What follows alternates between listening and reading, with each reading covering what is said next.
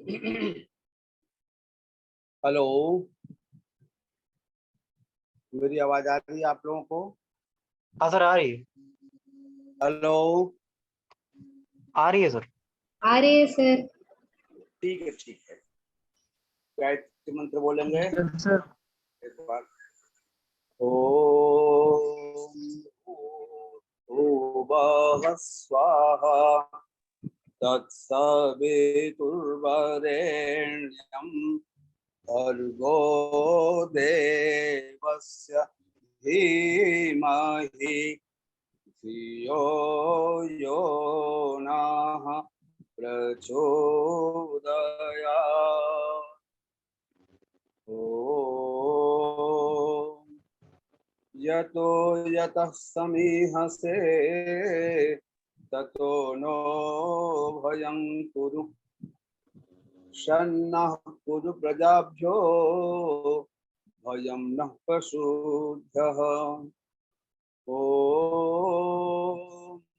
शन्नो मित्रः शं वरुणः शन्नो भवत्वर्यमा शन्न इन्द्रो बृहस्पतिः शन्नो विष्णुरुक्रमः। नमो ब्रह्मणे नमस्ते वायो त्वमेव प्रत्यक्षं ब्रह्मासि त्वमेव प्रत्यक्षं ब्रह्म वदिष्यामि ऋतं वदिष्यामि सत्यं वदिष्यामि। तन्मामवतु तद्वक्तारमवतु अवतु मामवतु वक्तारम्। यं ब्रह्मा वरुणेन्द्ररुद्रमरुतः स्तुन्वन्ते देव्यैस्तवैर्वेदैः साङ्गपदक्रमोपनिषदैः गायन्ति यं सामगाः। ध्यानावस्थिततद्गतेन मनसा पश्यन्ति यं योगिनो यस्यान्तं न विदुः सुरासुरगणाः देवाय तस्मै नमः। त्वमेव माता च पिता त्वमेव त्वमेव बन्धुः च सखा त्वमेव त्वमेव विद्या द्रविणं त्वमेव त्वमेव सर्वं मम देव देव त्वमेव सर्वं मम देव देव। उपस्थित विद्वान मंडल, सभी वेदाभिलाषी उपस्थित सज्जन वृंद, आज हम लोगों को दो विषयों पर चर्चा करनी है। एक ऋग्वेद के वागाम्भृणी सूक्त पर, जिसे पौराणिक जगत में, सनातन जगत में देवी सूक्त के नाम से जाना जाता है। कुछ लोग इसी सूक्त को स्त्री सूक्त भी कहते हैं। वेद में स्त्री देवता विषयक बहुत से सूक्त हैं, जिनमें से मैंने लगभग अपनी पुस्तक वेद के देवता के अंतिम अध्याय यानी 8वें अध्याय में इन तमाम देवियों पर चर्चा की है, विस्तृत विश्लेषण प्रस्तुत किया है, जिसमें वाग देवी, जिसमें श्रद्धा देवी, जिसमें इड़ा देवी, जिसमें सरस्वती देवी, जो स्वरूप यानी प्रकृति और शब्द की दृष्टि से दोनों ही स्त्रीलिंग हैं, उन देवताओं को एक अलग अध्याय में रखा है। यद्यपि निरुक्तकार आचार्य यास्क ने इसके लिए कोई अलग अध्याय तैयार नहीं, ये सभी देवता उन्होंने 3 ही स्थानों में विभक्त किए हैं। पृथ्वी स्थानीय देवता, अंतरिक्ष स्थानीय देवता और भू स्थानीय देवता। इन तीनों स्थानों पर सभी देवताओं का विभाजन किया है, जिसमें स्त्री देवताओं के रूप में जो देवता पृथ्वी से संबंध रखते हैं उनको पृथ्वी स्थानीय देवताओं में गणित किया है और उनका विस्तृत चर्चा की। जो देवता जैसे उषा है, ये अंतरिक्ष के देवताओं में उन्होंने लिया है। कतिपय आचार्यों ने से उषा सूक्त को द्युलोक के देवताओं में रखा है। तो इस प्रकार से तमाम ये देवताएं हैं, इनको उन्हीं 3 में विभाजित किया है, परंतु सुविधा की दृष्टि से मैंने इनको एक अलग अध्याय में रखा है। और चूंकि यहाँ देवी से मतलब वाग देवी है, देवी से मतलब वाग देवी क्यों है,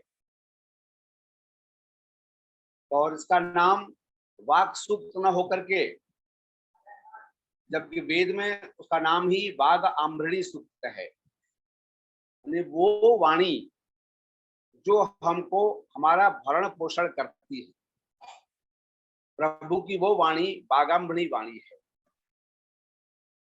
तो जो हमारे कल्याण का कारक है, कारिका है, वो वाणी वागाम्भृणी वाणी है। इस सूक्त का देवता ऋषि भी वागाम्भृणी है और इसका देवता भी वागाम्भृणी अर्थात आत्मा है। तो इस वाग देवी को उन्होंने शब्द ब्रह्म के रूप में इस सूक्त में प्रस्तुत किया है।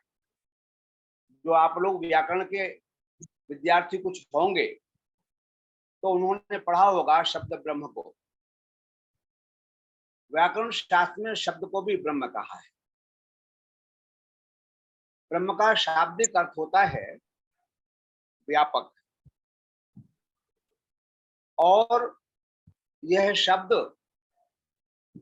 चूंकि आकाश का गुण है, शब्द गुणम कम आकाशम, और आकाश भी सर्वव्यापक है, इसलिए उसका जो गुण है वो भी सर्वव्यापक ब्रह्म है। तो शब्द को ब्रह्म के रूप में न केवल व्याकरण के आचार्यों ने, अपितु पौराणिक आचार्यों ने भी उसको उसी देव के रूप में स्वीकार किया है।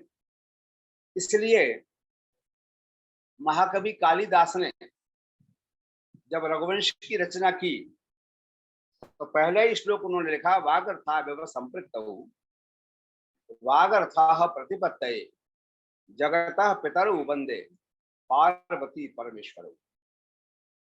चूंकि वो शैव परंपरा में थे, इसलिए उन्होंने वाणी और अर्थ को, कहते हैं जैसे पार्वती और परमेश्वर दोनों संपृक्त हैं स्त्री और पुरुष के रूप में, उसी प्रकार से वागर्था व्यव संपृक्त वाणी और अर्थ जैसे संपृक्त होते हैं, जुड़े रहते हैं, एक दूसरे से अलग नहीं होते।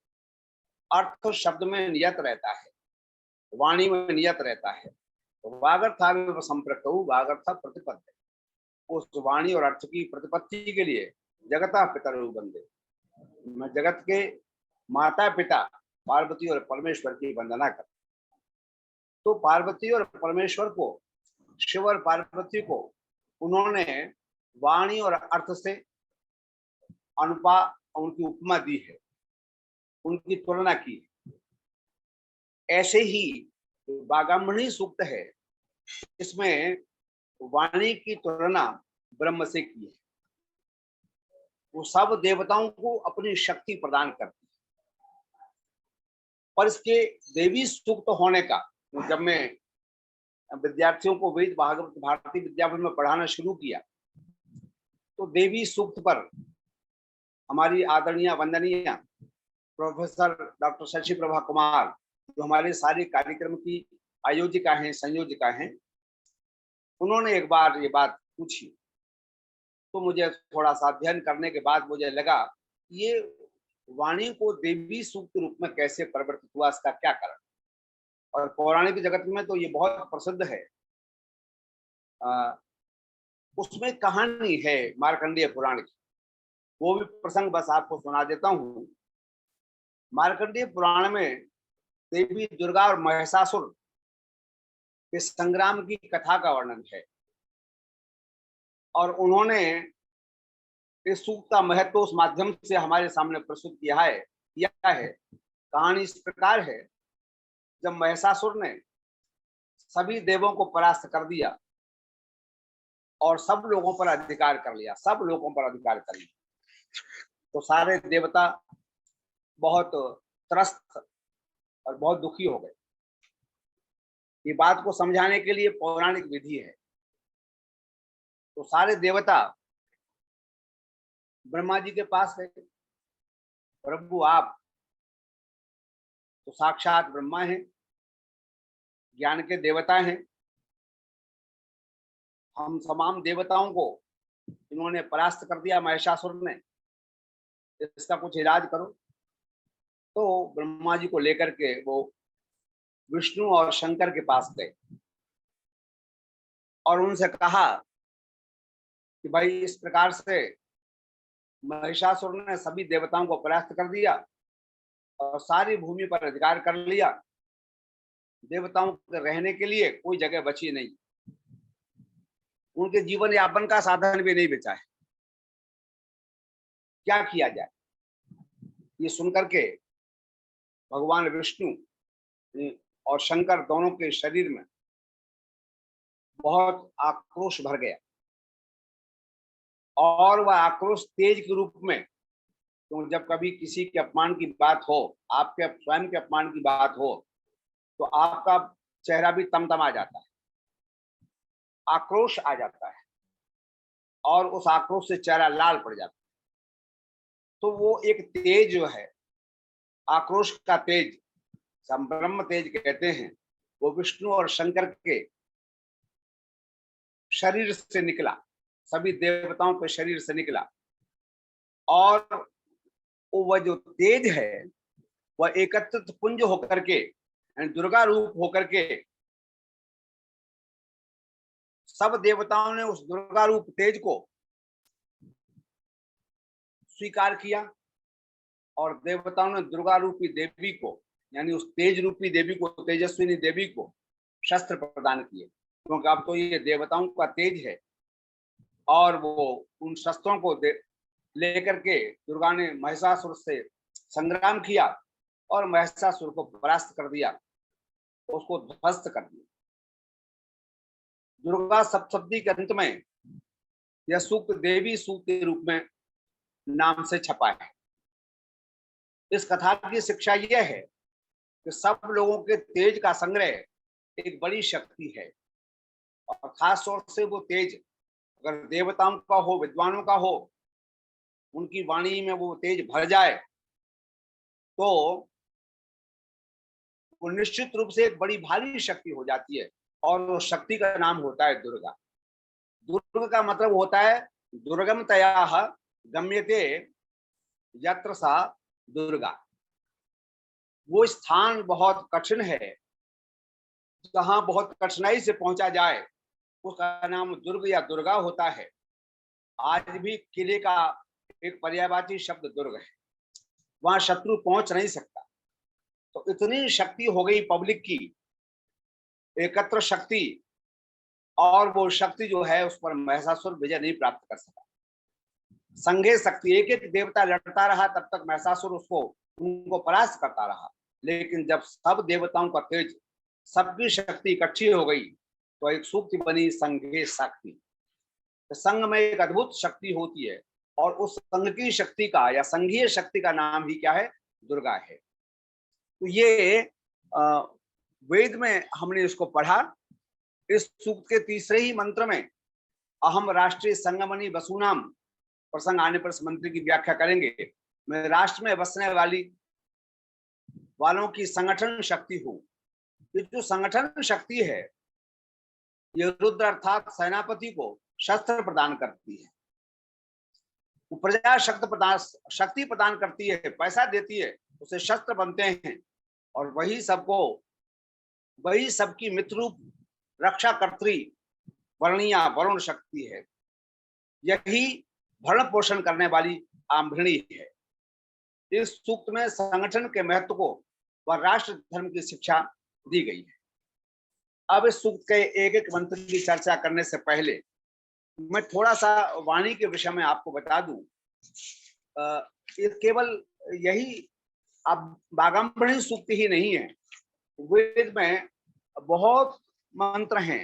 एक सूक्त है वाचस्पति सूक्त और उस वाचस्पति सूक्त में वाणी के स्वरूप का बड़ा ही विस्तृत वर्णन है। यद्यपि यास्क ने एक ही शब्द में वाक का निर्वचन किया है। उनका वाक कस्मात उत्तर दिया, वाक शब्द कैसे, किससे, तो उन्होंने कहा वचे, केवल एक शब्द का प्रयोग किया। कहते हैं वाग बोलने से, चूंकि जो बोलते हैं तो इसका नाम वाक होता है। निघंटू में इसका निर्वचन इस प्रकार है, वाक अर्थात वाणी उच्चन्ते इति वाक इंद्रियम। चूंकि वाणी बोली जाती है जिस इंद्रिय से, वाग इंद्रिय भी वाक कहलाती है। शब्द अपि उच्यते इति वाक, और शब्द भी वाक कहलाता है। उच्यते अनया अर्था इति वाक, जिसके उच्चारण करने से कोई अर्थ, कोई प्रयोजन सिद्ध होता है, उसका नाम भी वाक है। और कहा लक्षणा माध्यमिका साप उच्यते इति वाक।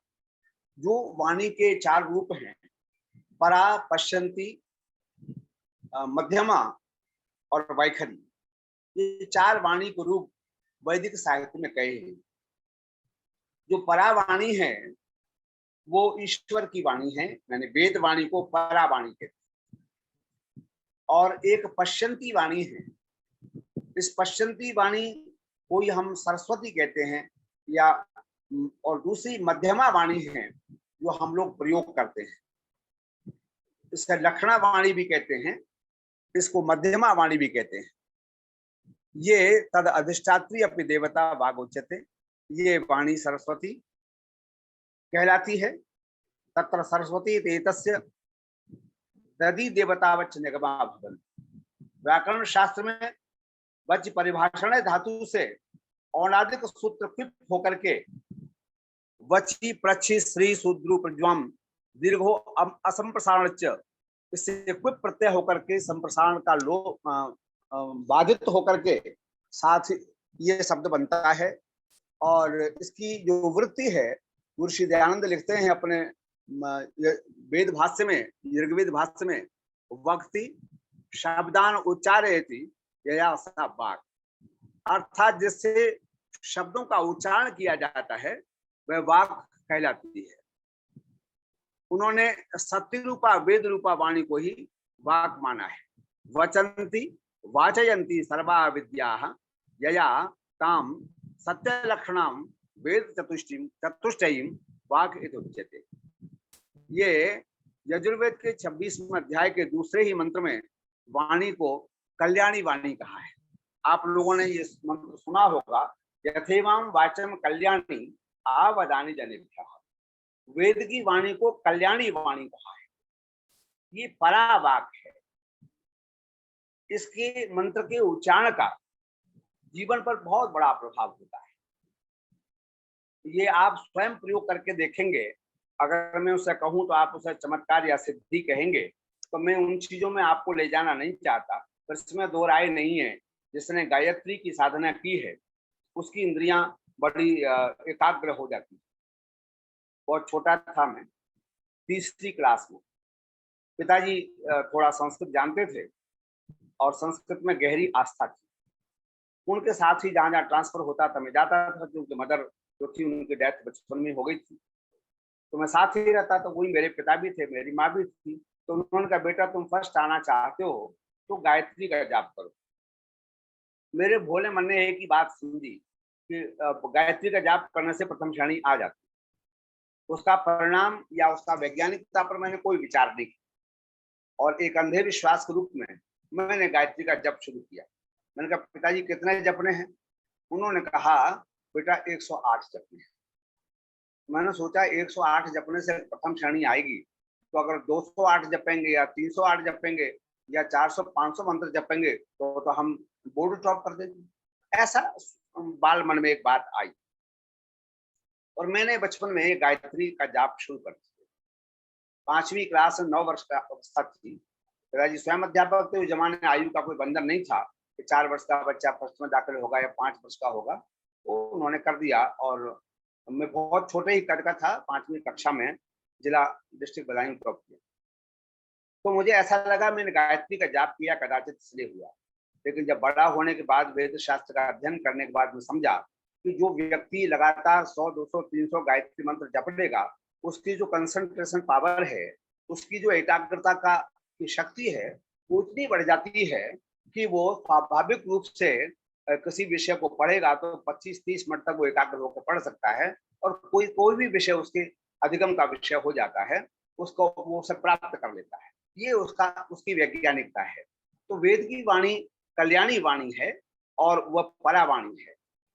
हम इस बागंबरणी सूक्त में उस परावाणी के मंत्रों की चर्चा करेंगे, परंतु इससे पहले थोड़ी सी बात करते हैं। ऋग्वेद के प्रथम मंडल के 78वें सूक्त में वाणी के प्रयोग के लिए क्या है? मधुमत वचः, इस शब्द का प्रयोग क्या है? अवोचाम रहुगणा अग्नये मधुमत वचः जुम्नई रवि प्रणो नमः। यहाँ मधुमत वचः शब्द का प्रयोग है। इसका मतलब यह है मधुरता से युक्त वचनों का प्रयोग करना चाहिए, ऐसी वाणी को बोलना चाहिए। आपने लोक में भी ये बात सुनी है, वाणी ऐसी बोलिए मन का आपा खोए, और को शीतल करे आपो शीतल। वाणी के गुण हैं, और वो गुण है मधुरता और सत्यता। इसको वेद के मंत्र में वाचस्पति सूक्त में बड़े सुंदर ढंग से इसके प्रयोग की बात कही है। वह एक मंत्र आता है, सप्तमना पुनंतो यत्र धीरा वंशा मनसा वाचमकृत अत्रा सखाया सख्यान जानते भद्रेशाम लक्ष्मी निहिता दिवाची। हमको कैसे इस वाग देवी का प्रयोग करना है और उस प्रयोग से क्या परिणाम निकलता है, ये इस मंत्र का बड़ा अद्भुत विषय है। उन्होंने कहा, वाणी का प्रयोग तो करना है मन की चलनी में छान कर। कैसे प्रयोग करना है? मन की चलनी में छान कर। मन की चलनी में छानने का क्या मतलब है? मनसा वाचम अकृत। मन की चलनी में छान कर वाणी का प्रयोग करना है। कैसे चलनी में छानना है? कहते हैं सत्तनु तेतौना। जैसे सत्तू जो है वो तेतौना माने चलनी या सूप में छान करके वो पीने योग्य होते हैं, वैसे ही वही वाणी पीने योग्य या प्रयोग करने योग्य या सुनने योग्य होती है, जो वाणी विद्वान लोग मन की चलनी में छान कर बोलते हैं। धीरा मनसा वाचमक। धीर पुरुष विद्वान लोग धीस रमते धीरा, जो धी मानी बुद्धि में रमण करते हैं, वो विद्वान लोग मन की चलनी में छान करके वाणी का जब प्रयोग करते हैं, तो वाणी के प्रयोग से दो बातें समझनी चाहिए कि बोलने से पहले कुछ विचार करना, मनन करना है, मन परिणाम पर विचार करना है, तब वाणी को प्रयोग करना है। इसको कहते हैं मन की चलनी में छान कर बोलना। जब मनन करके मन की चलनी में छान कर वाणी प्रयोग की जाती है तो उसके कैसे रिजल्ट आते हैं? तो कहते हैं अत्रा सखाया सख्यान जानते भद्रेशाम लक्ष्मी निहिता दिवाची। कहते हैं जब मन की चलनी में छान करके वाणी का प्रयोग किया जाता है, यानी सत्य और मधुर वाणी का प्रयोग किया जाता है। तो जब हम सोच विचार कर बोलते हैं तो बड़ा सोच समझ कर बोलते हैं।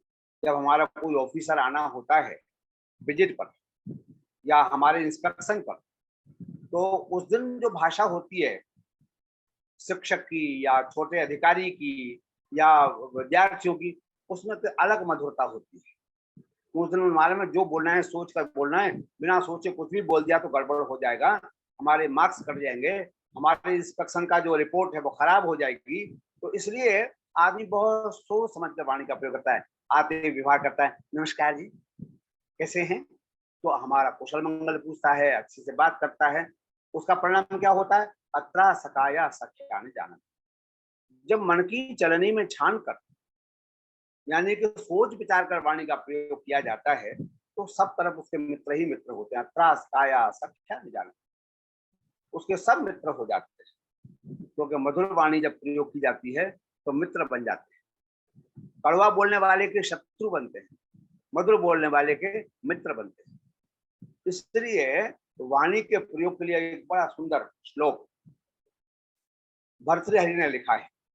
ये यूरा न विभूषयन्ति पुरुषम हरा न चंद्रोज्वला, न स्नानम न विलेपनम न कुसुमम नालंकृता मूर्धजा, वाण्येका समलंकरोति पुरुषम या संस्कृता धार्यते, क्षीयन्ते खलु भूषणानि सततम वाग्भूषणम भूषणम।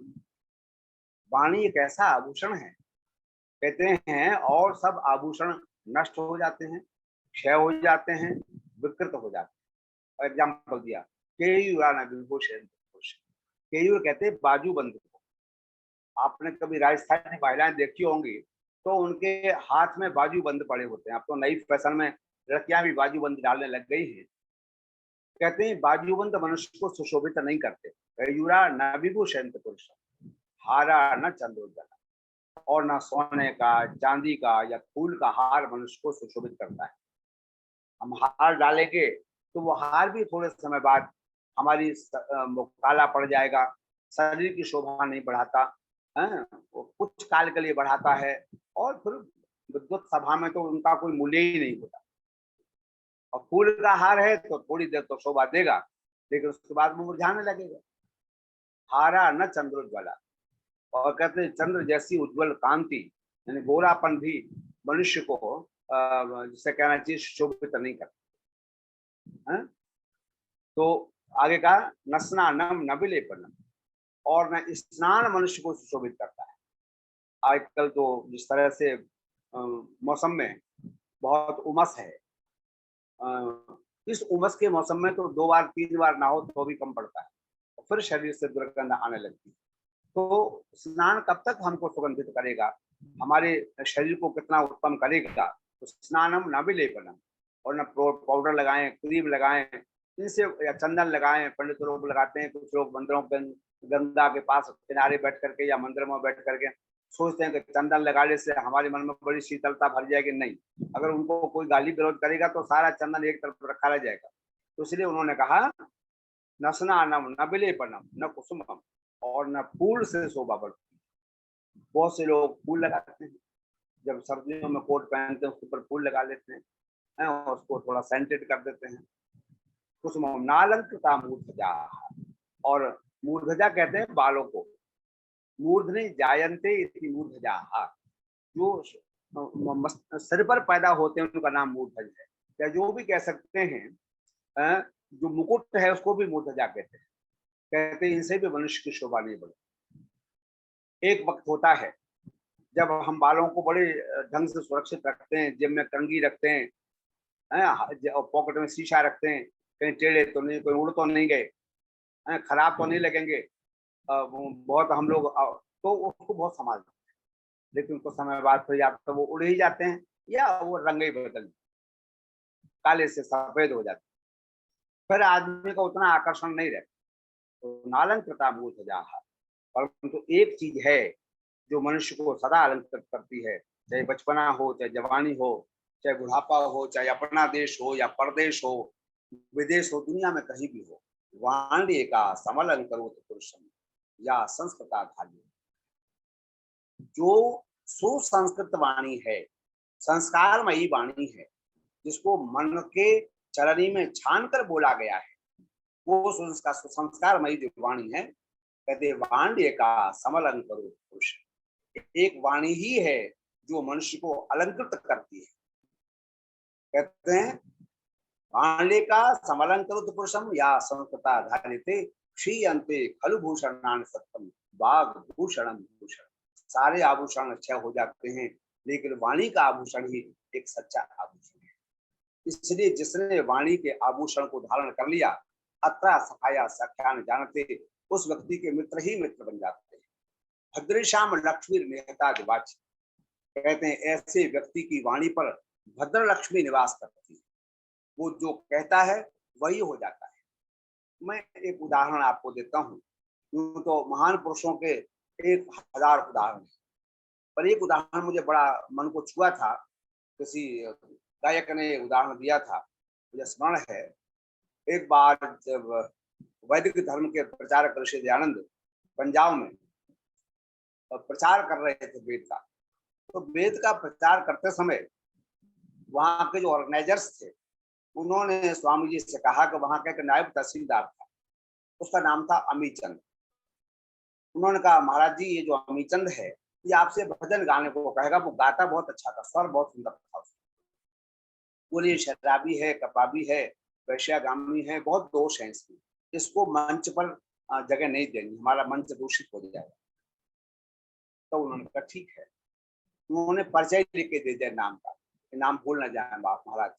और उन्होंने उसको कट करते हुए स्वामी जी से कहा कि अब आपके सामने महाराज जी जो हैं वेद की अमृत वर्षा करेंगे। तो स्वामी जी जैसे ही बैठे, उन्होंने वेद मंत्र का पाठ किया और पाठ करते लोगों से कहा कि देखो पुत्र और पुत्रियों, भाइयों और बहनों, मेरे व्याख्यान से पहले मेरा प्यारा बेटा अमीचंद एक भजन प्रस्तुत करेगा। अब सब लोगों के दिमाग में बड़ी खलबली मच गई। यार कैसे ये ऋषि कहते हैं लोग उनको, सन्यासी कहते हैं, वेद का विद्वान कहते हैं, हमारे मना करने के बावजूद भी इन्होंने इस दुष्ट आदमी को जो है मंच पर स्थान दे दिया। और उन्होंने भजन गाया, कुछ बोल ही नहीं सका, कोई क्या बोलता इतना बड़े सन्यासी के सामने, वेदों के विद्वान के सामने। जब उसने भजन गाया तो स्वामी जी ने केवल एक ही बात है, क्या कहा, बेटा तुम हीरे हो पर कीचड़ में पड़े हो। कितना सुंदर कंठ पाया है तुमने, माँ सरस्वती का वरदान है आपके पास, पर मैंने सुना है कीचड़ में पड़े। आप कुछ सुरा आदि का प्रयोग करते हो। बस इतना कहना था। प्यार से जब ऐसा उन्होंने कहा तो उसने घर में जाके मैं खाना तोड़ दिया, सारा शराब खाना जो बना हुआ था उसको तोड़ कर फेंक दिया। उन्होंने कहा मैं हीरा हूं, मैं कीचड़ में पड़ा। ये हीरा होने का एहसास कब हुआ, जब मन की चलनी में छान कर ऋषि वेद के शब्दों का प्रयोग करते। और जब उन्होंने कहा कि बेटा तुम हीरा हो, कीचड़ में पड़ो, भद्री श्याम लक्ष्मी नेता दिवाची, उनकी वाणी पर भद्र लक्ष्मी निवास करती थी। अमीचंद क्या बन गया, हीरा बन गया। और उन्होंने बहुत सुंदर सुंदर भजन प्रस्तुत किए हैं, किताबें लिखी हैं, भजन लिखे हैं। आज मिल सब गीत गाओ उस प्रभु के धन्यवाद, ये उन्हीं का भजन है। और बहुत से ऐसे ऐसे भजन हैं जो सारे संसार में गाए जाते हैं। तो मैंने आपसे कहा तो वाणी बड़ी महत्वपूर्ण चीज है। एक थोड़ा सा चर्चा करने के बाद में वागमणी सूत्र के मंत्रों का भी चर्चा करता हूँ। यस्ते त्याज सचिविदम सखायम न तस्य वाच्य अभिभागो। कहते हैं जिसने इस वागाम्बरणी को, इस वाग देवी को और इस वाग ब्रह्म को त्याग दिया, यस्ते त्याज सचिविदम सखायम, सच्चाई के जानने वाले, सखविदम सखायम यस्ते त्याज, जिसने इसको त्याग दिया तो न तस्य वाच्य अभिभागो अस्ति, उसका वाणी में हिस्सा नहीं रहता। और कहा यदीम शुणोति अलकम शुणोति, ऐसा व्यक्ति जो सुनता है वो मिथ्या सुनता है। नहीं प्रवेद सुकृत से पंथाम, और सुकृत के पंथ को, अच्छाई के रास्ते को वो पहचान नहीं पाता। मार्ग तो सामने पड़ा है पर कौन से मार्ग पर चलना है उसको पता नहीं चल पाता। देखो रास्ते तो सदाई हैं, एक प्रिय मार्ग है, श्रेय मार्ग है, सबके सामने है। मनुष्य श्रेयश्च प्रेयश्च मनुष्य में तौ संपरित्य विपरीत धीरा, सब लोगों के सामने दो रास्ते हैं, एक प्रिय मार्ग है, एक श्रेय मार्ग है, एक भोग का रास्ता, एक मोक्ष का रास्ता है। परंतु जो धीर पुरुष है वो उनमें से श्रेय मार्ग को चुनता है। सत्य शास्त्रों को वो पढ़ता है, शास्त्र का अध्ययन करता है। तो इस प्रकार से वाणी का जो प्रयोग है उसके बड़े अद्भुत अद्भुत परिणाम और सूक्तों में भी कहे हैं। अब मैं बागंबणी सूक्त जो ऋग्वेद के दसम मंडल का 125वां सूक्त है, इसके कुछ मंत्र आपकी सेवा में प्रस्तुत करता हूं। इस सूक्त के ऋषि बागंबणी हैं और इन्होंने देवता के रूप में कुछ ग्रंथों में स्वयं बागंबणी देवता भी है और कहीं कहीं आत्मा इसका देवता स्वीकार किया गया है। तो इस सूक्त के वाक तत्व को शब्द ब्रह्म या वाग देवी ब्रह्म के रूप में वर्णन इसमें है। वही इंद्र, अग्नि, सोम, मित्र, वरुण आदि जो देवी शक्तियां हैं उनकी ऊर्जा का स्रोत है। वाणी के प्रभाव से ही ऋषि और मुनि तथा योगी मेधावान बनते हैं। उदाहरण स्वरूप एक मंत्र जो सबसे पहला मंत्र है सूक्त का, वो आपके सामने प्रस्तुत कर रहा हूं। अहम रुद्रे भी वसुभि चरामि, अहम आदित्य उत विश्वदेवै, अहम मित्रा वरुणो भाः बिभर्मि, अहम इंद्राग्नि, अहम अश्विनो भाः। इसका अभिप्राय सुनिएगा। मैं रुद्र और वसुओं के साथ विचरती हूँ। रुद्र की चर्चा हमने रुद्र के प्रकरण में बहुत की है और रुद्र का वेद में बड़ा विस्तृत वर्णन है। रुद्राष्टाध्यायी कहलाती है। यजुर्वेद के 8 अध्याय रुद्र के अध्याय कहलाते हैं, जिनमें कई सूक्तों में तो कई अध्यायों में तो रुद्र का नाम भी नहीं है। पूर्व सूक्त भी उनमें से रुद्राष्टाध्यायी का सूक्त है। यानी वहां रुद्र का मतलब है परमेश्वर। तो 8 वसु, 11 रुद्र और 12 आदित्य जो हमारे साहित्य में कहे गए हैं। कहते हैं मैं तमाम रुद्र और वसुओं के साथ विचरती हूँ। जो हमारे जीवन को रुलाने वाली शक्तियां हैं या जो हमारे जीवन को ज्ञान प्रदान करने वाली शक्तियां हैं। रुत नाम उपनिषद रूपाख्या वाणी। तो रुत नाम वाणी का भी है। रू शब्द कर्मणे, तो जो शब्द कर्म है उसी का नाम रुत है। रुत रात ददात, जो हमको इस ज्ञान रूपी वाणी को प्रदान करता है वो ब्रह्म, शब्द रूप ब्रह्म जो है वही रुद्र है। तो ये क्या कहते हैं, ये बागमणी देवी कहती है अहम रुद्रे भी वसुभिश्च चरामि, मैं रुद्र और वसुओं के साथ साथ रहती हूँ। तृतीया का प्रयोग है रुद्रे भी वसुभिश्च चरामि, मैं सदा रुद्रों के और वसुओं के साथ विचरती हूँ। यानी जिसमें भी ज्ञान की शक्ति है वो रुद्र है और जिसमें किसी को बसाने की शक्ति है वो क्या है, वसु है। या जो व्यापकता की शक्ति है उसका नाम वसु है। तो ये कहते हैं मैं बागाम्भृणी यानी वाग की शक्ति वो हूँ जो रुद्र में रुद्रता प्रदान करती हूँ और वसु में बसाने की शक्ति प्रदान करती हूँ। अहम आदित्य उत विश्वदेव, मैं आदित्यों और विश्व देव माने समस्त देवताओं के साथ विचरण करती हूँ। यानी देवताओं में जो सबसे बड़ी शक्ति है वो वाक शक्ति है। विद्वान सो ही देवा, विद्वान ही देवता है। और विद्वान जो देवता है वो एक शब्द से सारे हमारे अज्ञान की जो ग्रंथियां हैं, छिद्यन्ते हृदय ग्रंथि भिद्यन्ते सर्व संशयाः, सारे संशयों को नष्ट कर देता है इस वाक रूपी शस्त्र से। तो वाणी रुद्रों में, वाणी वसुओं में, वाणी आदित्यों में। 12 आदित्य मानी सभी महीना, चैत्र वैशाख जेठ आषाढ़ सावन भादो क्वार कार्तिक गैन पूष माघ फागुन, ये सब फाल्गुन तक जितने भी हमारे 12 महीने हैं, या जो भी देवता हमें बसाने वाले हैं या जो भी हमें रुलाने वाले हैं या हमें उपदेश करने वाले हैं रुद्रादि देवता, कहते हैं और अंत में कह दिया विश्वदेव ही, मैं सभी देवताओं के साथ विचरण करती हूँ। उन देवताओं की जो सबसे प्रमुख शक्ति है वो वाक शक्ति है।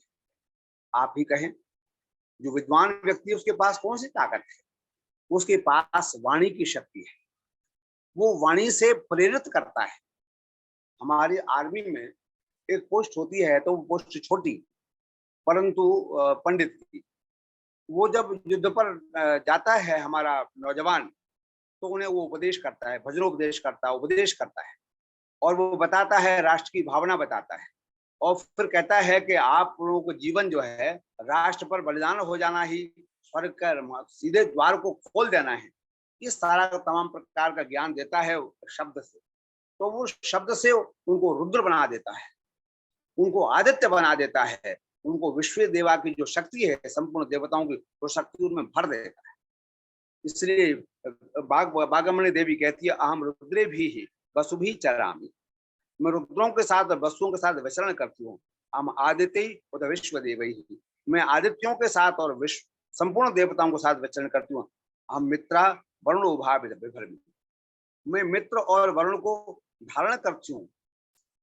धारण पोषण जो हो, मैं मित्र वरुण को धारण कर, जो वर्णीय गुण है वो मेरे पास है, जो मित्रता के गुण है वो मेरे पास है। देखो दुनिया में कौन किसको मित्र बनाना चाहता है? जो शक्तिशाली है, जो ज्ञानी है। ये स्वभाव है कि हम उनके तरफ उन्हें अपना मित्र बनाना चाहते हैं, जो शक्तिशाली है उनको अपना मित्र बनाना चाहते हैं। बागमणी देवी कहती है, मैं वो शक्ति हूँ जो मित्र और वरुण को भी धारण करती हूँ। वैसे सूर्य के नाम भी है ये, मैं ही क्या कहता, अहम इंद्राग्नि अहम अश्विन, मैं इंद्र और अग्नि तथा अश्विनों को भी धारण करती हूँ, मैं उनमें भी अपना शक्ति रखती हूँ। तो ये सभी देवताओं का नाम रखते हुए कहा गया कि बागमणी देवी जो है ये सभी देवताओं में विराजमान है। और यही बात मार्कंडेय पुराण में बड़ी साफ कही गई कि जब देवी महिषासुर से पराजित होने के बाद सारे देवता जब पहुंचे इन मुख्य देवताओं के पास, रुद्रों के पास, वसुओं के पास, तो उनके देवताओं का तेज, वाणी का तेज बाहर आया और सबकी एक शक्ति। हम जयघोष करते हैं, शंख बजाते हैं युद्ध करने से पहले। आपने गीता शास्त्र को पढ़ा हो पहले अध्याय को, तो शंखों का परिचय आता है। ये पांचजन्य है, ये प्रमुख शंख है या मुख्य शंख है, उसने वो शंख बजाया, उसने वो शंख बजाया, अपनी अपनी आवाज की, और उस आवाज में शत्रु को बताया सावधान हो जा, I am ready to attack, मैं तेरे पर प्रहार करने की शक्ति रखता हूँ। उसने वाक शक्ति बागाम्बरणी को सबसे पहले प्रस्तुत किया। वैसे भी जब कोई किसी पर हमला करता है तो आवाज, और उस आवाज के अलग अलग तरीके हैं। तो जय श्री कृष्ण, जय श्री राम, जय हनुमान, अल्लाह अकबर, यानी कि अपना अपना आराध्य जो है वो वाणी के थ्रू उसको अभिव्यक्त करता है। संसार की सभी प्रमुख प्राकृतिक शक्तियां, 11 रुद्र, 12 आदित्य, सभी युगल देवों की संचालिका यही बागाम्बरणी शक्ति है। ये बागाम्बरणी शक्ति ईश्वर की ज्ञानमयी शक्ति है, जिससे सभी देवता दिव्यत्व को प्राप्त करते हैं और जो संसार के संचालक है। पौराणिक जगत में वेद के सूक्त को देवी सूक्त के नाम से जाना जाता है। यह आम्बरणी बाग देवी क्या है? जो सबका भरण पोषण करने वाली प्रभु की आवाज ही बागाम्बरणी है, आम्बरणी बाग है। इसे ही वेदवाणी भी कह सकते हैं, क्योंकि सर्व सत्य विद्या रूपा है। संसार के सब काम उस परमपिता परमात्मा की आज्ञा रूप वाणी से ही संचालित होते हैं। ये मैंने आपको मार्कंडेय पुराण के प्रकरण को थोड़ा सा रखा और साथ में बागाम्बरणी सूक्त का एक मंत्र आपकी सेवा में प्रस्तुत किया। एक और मंत्र रखता हूं, अहम रुद्राय धनुरातरोमि, अहम रुद्राय धनुरातनोमि, अहम ब्रह्मद्विषे सर्वे हंतवाउ, अहम जनाय समदं करोमि, अहम द्यावा पृथ्वी अभिवेश। मैं रुद्र के लिए धनुष का विस्तार करता हूं। यानी कि जब हमारा पड़ोसी देश, चाहे वो चाइना हो, चाहे वो पाकिस्तान हो, जब हमें आंखें दिखाने की कोशिश करता है या हमारे कुछ हिस्से को हड़प लेने की कोशिश करता है, तब हमारे देश की जनता या हमारे देश के नेता एक वाणी का प्रयोग करते हैं, ये हमारा शत्रु हमारे ऊपर आक्रमण करने की कोशिश कर रहा है, तुम्हारी भूमि को छीनने की कोशिश कर रहा है। और हम फिर शस्त्रों का दूसरे देशों से मंगाते हैं, इंपोर्ट करते हैं, हम स्वयं बनाते हैं अपने शस्त्र। अब तो इंडिया में बनने लग गए। मैंने कहा मैं रुद्र के लिए धनुष का विस्तार करती हूँ, मैं धनुष बनाती हूँ। उस वक्त धनुष और बाण से ही युद्ध होता था।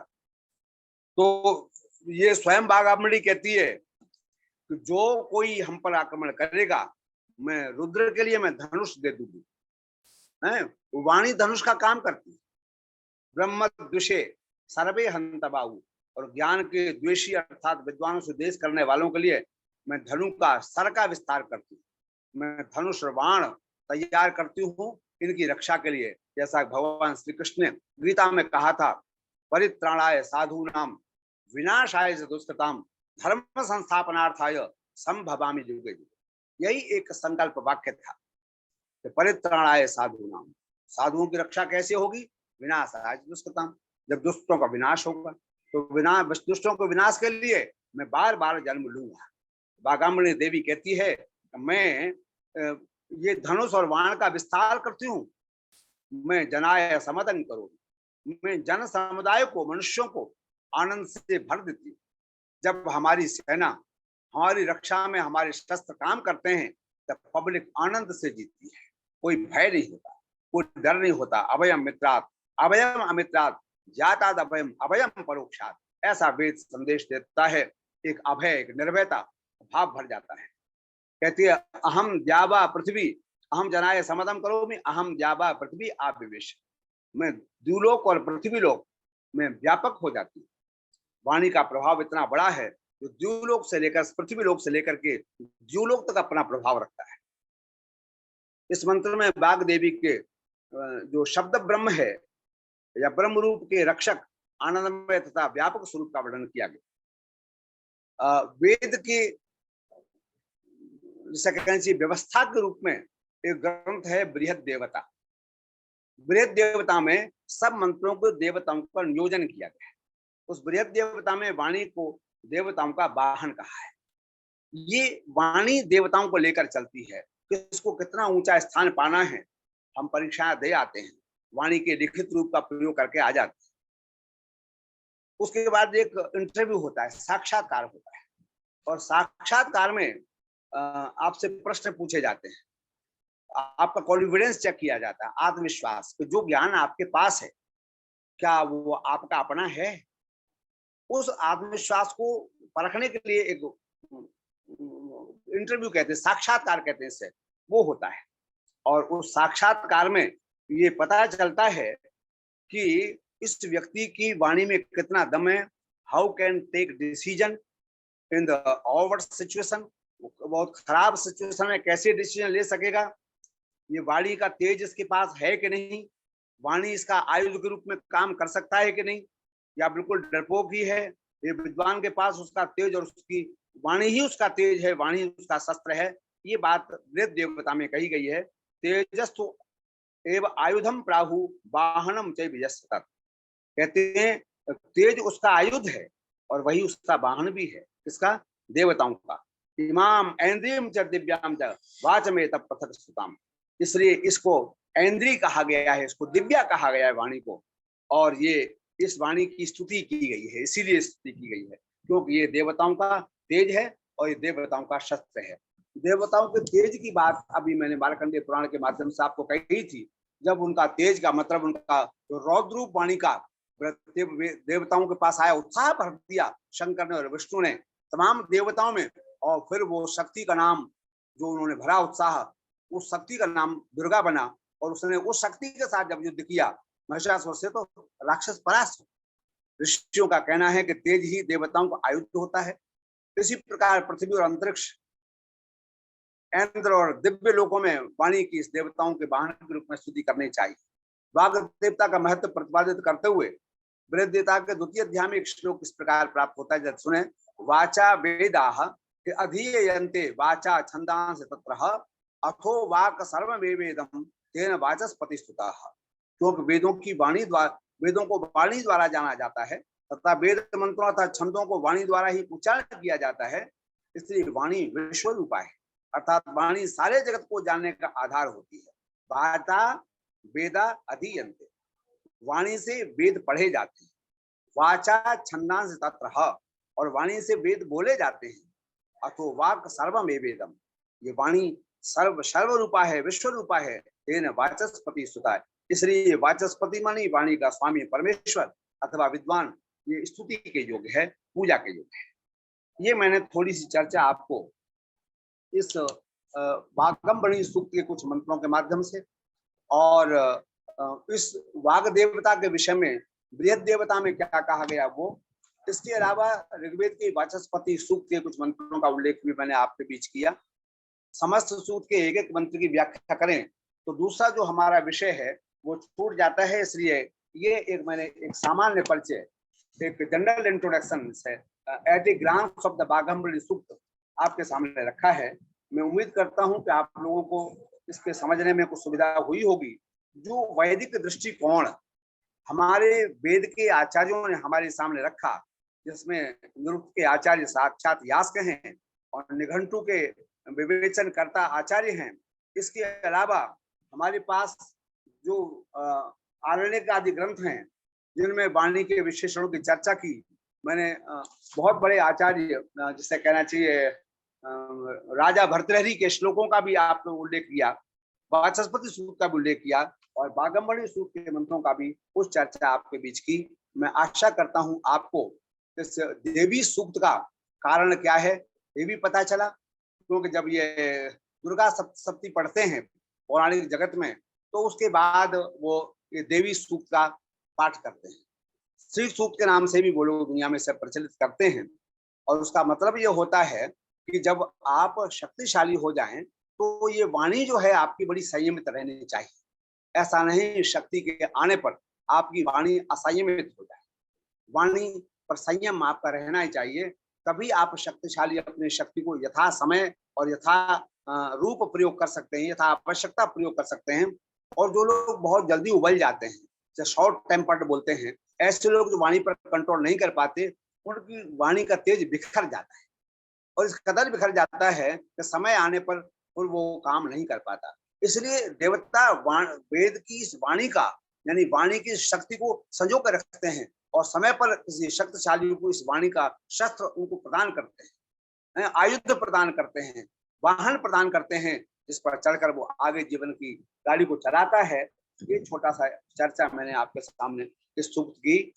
अब कुछ समय तक तो इसके प्रश्नों पर चर्चा करेंगे, आप लोग प्रश्न करेंगे। वैसे बहुत अधिक मेरा ज्ञान नहीं है, मुखे मुखे सरस्वती, इस देवी की कृपा बहुत से मस्तिष्कों पर, बहुत से विद्वानों के मुख पर हुई है, जिनमें कालिदास भी एक थे और भी अनेक विद्वान हर काल में होते रहते हैं।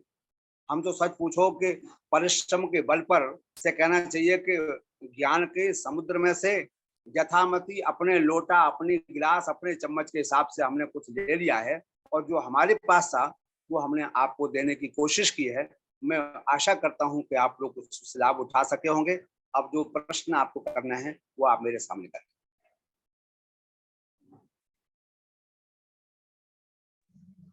बेटा पानी देना। हेलो जी सर, ये वैखरी वाणी के बारे में थोड़ा सा बता दीजिए। और वैखरी वाणी का मतलब होता है जो लोकवाणी है।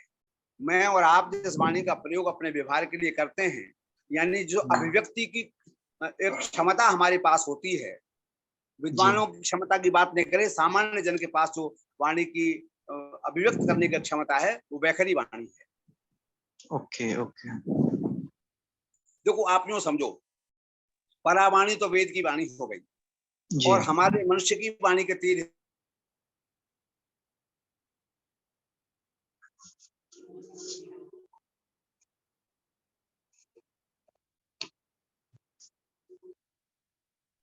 सर आपकी आवाज नहीं आ रही।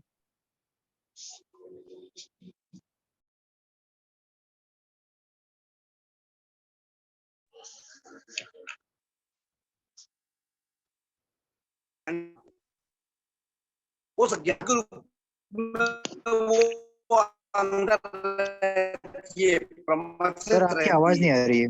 अभिव्यक्त नहीं होती और फिर जब मुख में आकर वो शब्द का रूप धारण कर।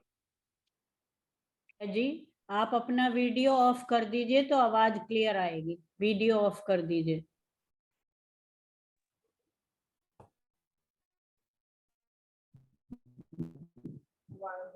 नमस्ते। बहन जी नमस्ते। नमस्ते। और वीडियो ऑफ कर दीजिए तो आवाज क्लियर आएगी। वीडियो ऑफ कर दीजिए। अच्छा अच्छा अच्छा, एक मिनट मैंने वीडियो ऑफ करना।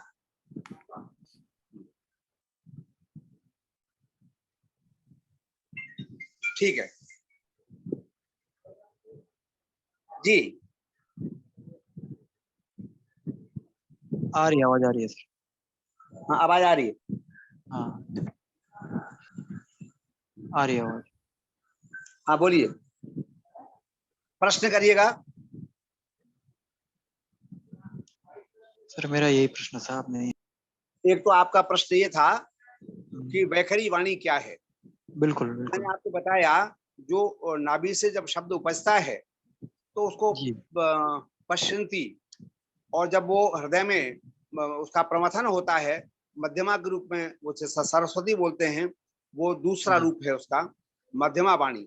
और जब जी पश्चंती के बाद, मध्यमा के बाद, जब वो मुंह से स्थान शब्द लेती है, कंठ से, नासिका से, वो सब बोलते हैं ना आप, इचोशानाम तालु, अको विसर्जनम कंठ, ये कंठ और तालु के रूप से जब बाहर निकलती है मुख से, तब ये वैखरी कहलाती है। जी सर ठीक है। हाँ, और कोई प्रश्न, चिंतन कर लीजिए।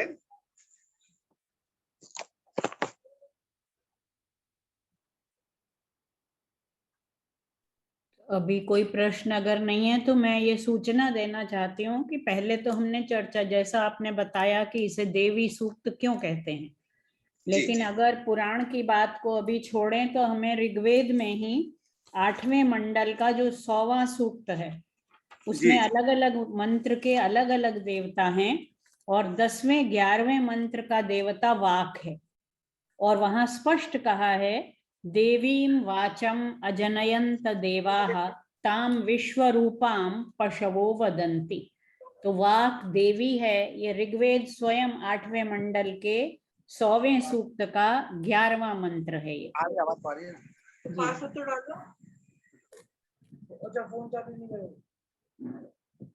चालू नहीं है।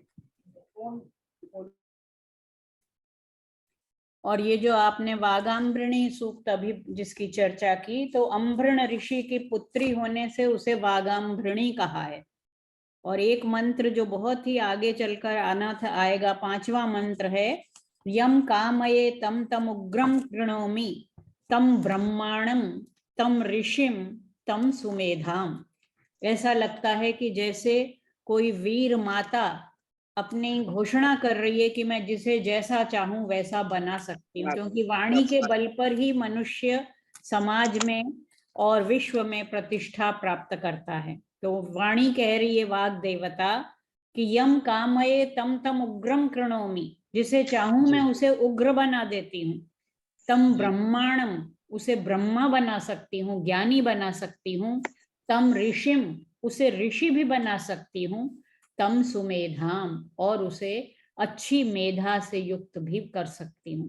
तो ये सारा संसार, क्योंकि वेद की तो ये शैली ही है, प्राधान्येन व्यपदेशा भवन्ति, जब जिस देवता की स्तुति होती है वहां उसी को सर्वाधार रूप में, सर्वश्रेष्ठ रूप में वर्णित किया जाता है, और उसी में अन्य सारी जो दैवी शक्तियां हैं उनका भी समावेश मान लिया जाता है। तो आपका इस विषय में क्या विचार है आर्य जी? मैंने ये एक टिप्पणी की है। जी बहन जी।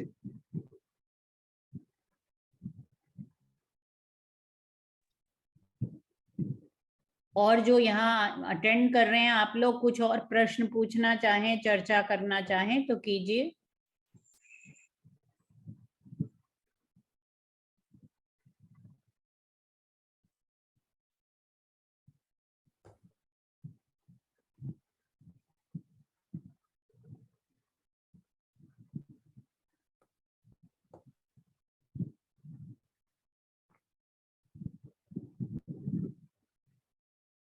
कोई प्रश्न नहीं आ रहा है? तो आप आगे चलिए, अगला सूक्त ले लीजिए। जी जी। अगला सूक्त है यजुर्वेद से, जो अध्याय है 36वां, अथ षट्त्रिंशोऽध्याय। इसमें बहुत महत्वपूर्ण महत्वपूर्ण मंत्र है। कुछ मंत्रों का हम चयन करेंगे। इस मंत्र के ऋषि भी विश्वामित्र हैं, दध्यंग अथर्वण हैं, वामदेव हैं, मेधातिथि हैं, देवता अलग अलग मंत्रों में अलग अलग हैं। 1 से 1 और 20 मंत्र का देवता अग्नि है। दूसरे मंत्र का देवता बृहस्पति है। तीसरे देवता का मंत्र का देवता सविता है। तत्सवितुर्वरेण्यम, जिसे हम गुरु मंत्र कहते हैं, भूर्भुवः स्वः तत्सवितुर्वरेण्यम भर्गो देवस्य धीमहि धियो यो नः प्रचोदयात्। ये इसी अध्याय का मंत्र है। इसका देवता सविता है। 4 से 8 तक के मंत्रों का देवता इंद्र है। और इसी प्रकार से और मंत्रों के देवता हैं। कुछ मंत्र 17 से 19 में मंत्र का देवता ईश्वर है और 13वें मंत्र का देवता पृथ्वी है। तो इस प्रकार से ये कई अलग अलग मंत्र हैं, बहुत अधिक मंत्र हैं इसमें। उन तमाम मंत्रों का तो हम व्याख्या नहीं कर सकेंगे। 24 मंत्र हैं इस सारे अध्याय में, पर कुछ मंत्रों की चर्चा जरूर करेंगे, बहुत महत्वपूर्ण है। जैसे इसी में आपका शांति पाठ है। देव शांति, अंतरिक्ष गम शांति, पृथ्वी शांति, रापा शांति इत्यादि मंत्र है। और इसमें मित्रता का भाव है, कैसे सारी संसार मित्रता से एक दूसरे के साथ चल सकता है, और कैसे जो है वो जल हमारे मित्र का काम करता है, औषधियां हमारे मित्र का काम करती हैं, और जो हमसे द्वेष रखते हैं उनके साथ हमें कैसा व्यवहार करना है। और परमात्मा से 100 वर्ष के जीवन की प्रार्थना भी इसी सूक्त में है। तो ये कुछ विशेष मंत्र चर्चाएं इसमें हैं। तो और कोई प्रश्न करना चाहता है क्या पिछले अध्याय से रिलेटेड?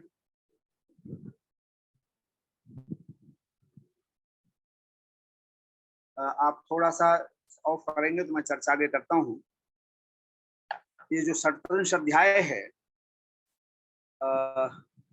यजुर्वेद का, इसमें पहला मंत्र है ऋचम वाचम प्रपद्ये मनो यजुः प्रपद्ये साम प्राणम प्रपद्ये चक्षुः श्रोत्रम प्रपद्ये वागोजः सहोजौ मयि प्राणापानौ।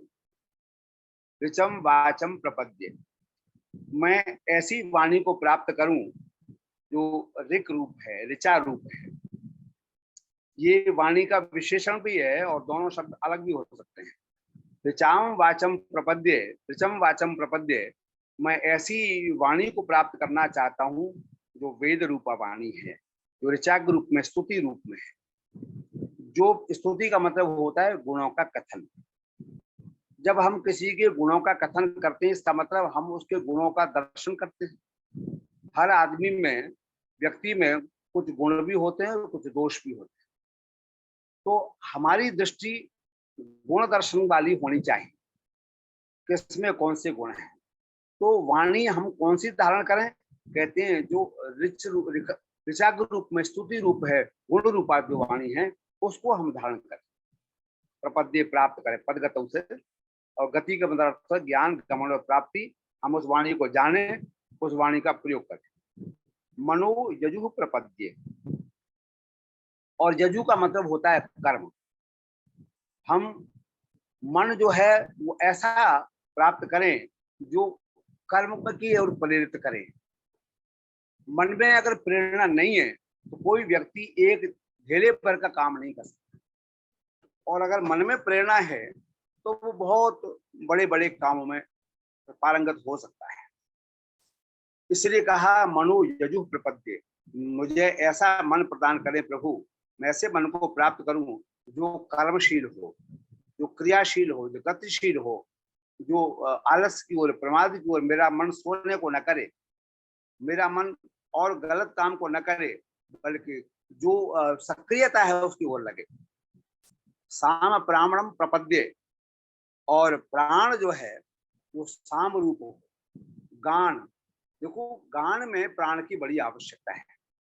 हम जिसके पास प्राण शक्ति नहीं है वो नहीं गा सकता। आपने पक्की राग को गाने वाले देखे होंगे कि वो एक स्वर को एक ही शब्द को 7 स्वरों में ले जाते हैं, सारे गा मा पा धा नि सा तक खींच करके, और काफी देर तक उस रोक रखते हैं। तो ऐसा प्राण हमें प्रदान करें जिसमें शाम का गान संभव हो सके, जिसमें प्रभु की आराधना हो सके। ओ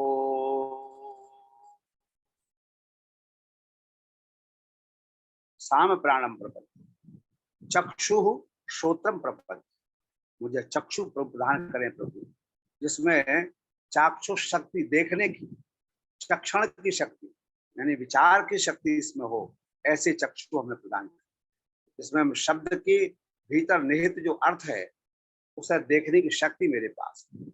ऐसी शक्ति तो पशुओं के पास भी आंखें हैं, लेकिन वो चक्षु जो शब्द के भीतर निहित अर्थ को देख सकते। श्रोत्रम प्रपद कहते हैं वो कान प्रभु हमें प्रदान करो जो वेदादि शास्त्रों को सुनने की इच्छा रखते हैं। वागोज सहोजो मई प्राणा, मेरी वाणी में ओज हो, वाणी ओज वाली वाणी, ओजमयी वाणी, जो मैं शब्द कहूं उसको लोग धारण करने की इच्छा करें, उससे लोगों को प्रेरणा मिले, उससे लोगों को उत्साह पैदा हो, ऐसी मेरी वाणी हो। वागोजा सहोजा, और एक सहन शक्ति का ओज होता है, हर आदमी सहन नहीं कर सकता, ये सहन शक्ति भी बड़ी भारी है। हम उदाहरण देते हैं, देखो पृथ्वी को हम उर्वरा बनाने के लिए उसे खोदते हैं, उसे मसलते हैं, और जितना हम उसकी जुताई करते हैं, गुड़ाई करते हैं, कुटाई करते हैं, खुदाई करते हैं, उसमें उतनी ही उर्वरा पैदा होती है, उसमें से फर्टिलिटी पैदा होती है। तो जो सहन शक्ति है उसका एक ओज है। कहते हैं वो प्रभु हमें धारण कराओ, मैं प्राणापान, मेरे प्राण और अपान में वो शक्ति जो वाणी की शक्ति है, जो सहन की शक्ति है, वो प्राप्त। ऐसा पहले मंत्र में हमने पढ़ा, और इस मंत्र का देवता अग्नि था, अग्नि से हमने ये प्रार्थना की। दूसरा मंत्र देखिएगा, जन्मे छिद्रम चक्षुषा हृदय मनसो वादितृणम बृहस्पति में तद धातु सन्नो भवत भुवनस्य यस्पति। बहुत बहुत गजब का मंत्र है, जन्मे छिद्रम चक्षुषा। मैं पहले इसका शब्दार्थ आपको प्रकट कर देता हूँ, फिर इसके दर्शन पर विचार करेंगे 15-20 मिनट, आपको बहुत आनंद आए। प्रभु से प्रार्थना करते हैं, कहते हैं हे बृहस्पति, जन्मे छिद्रम चक्षुषा, मेरे चक्षु में जो छिद्र मानी दोष है।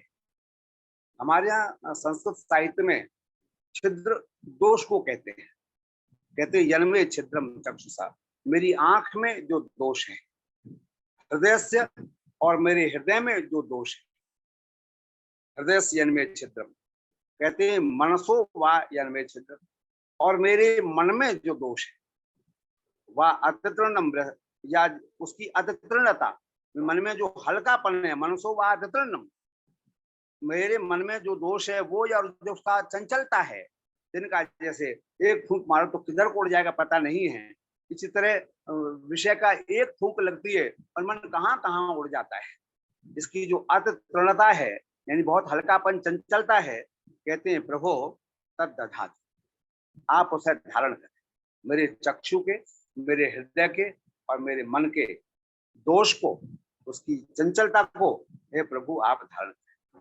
शमनो भवतु भुवन से यस्पति, नह शम भवतु, वह हमारे लिए कल्याणकारी होवे। भुवन से यह पति, जो सारे भुवनों का पति है। 14 भुवन हमारे शास्त्रों में कहे गए, दर्शन शास्त्रों में 4-7 भुवन ऊपर के हैं, भू, भुवः, स्वः, मह, जना, तपा और सत्य।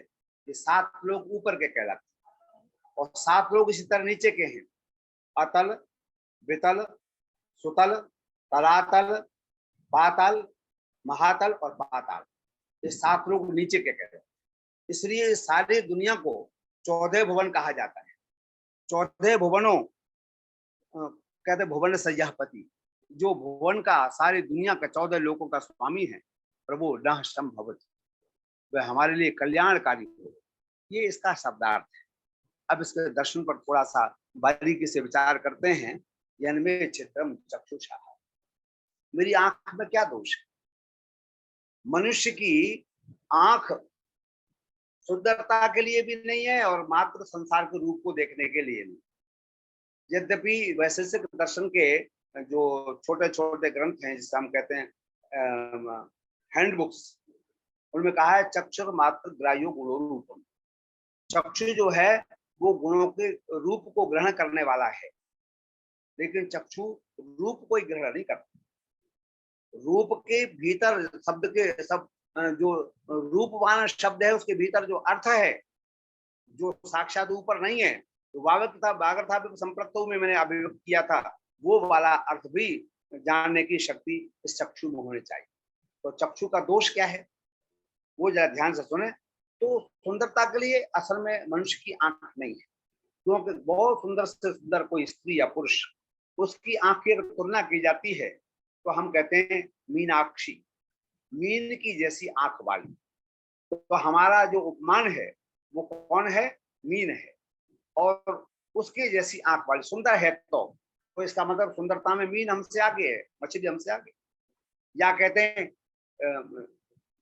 हिरण्याक्ष, कहते हैं हिरण की जैसी आंख वाली, है ना। मृग नयनी, मृगस्थ नयने नयनी जैसे आशा, मृग के नयनों के समान है नयन जैसे, वो मृगनयनी कहलाती है।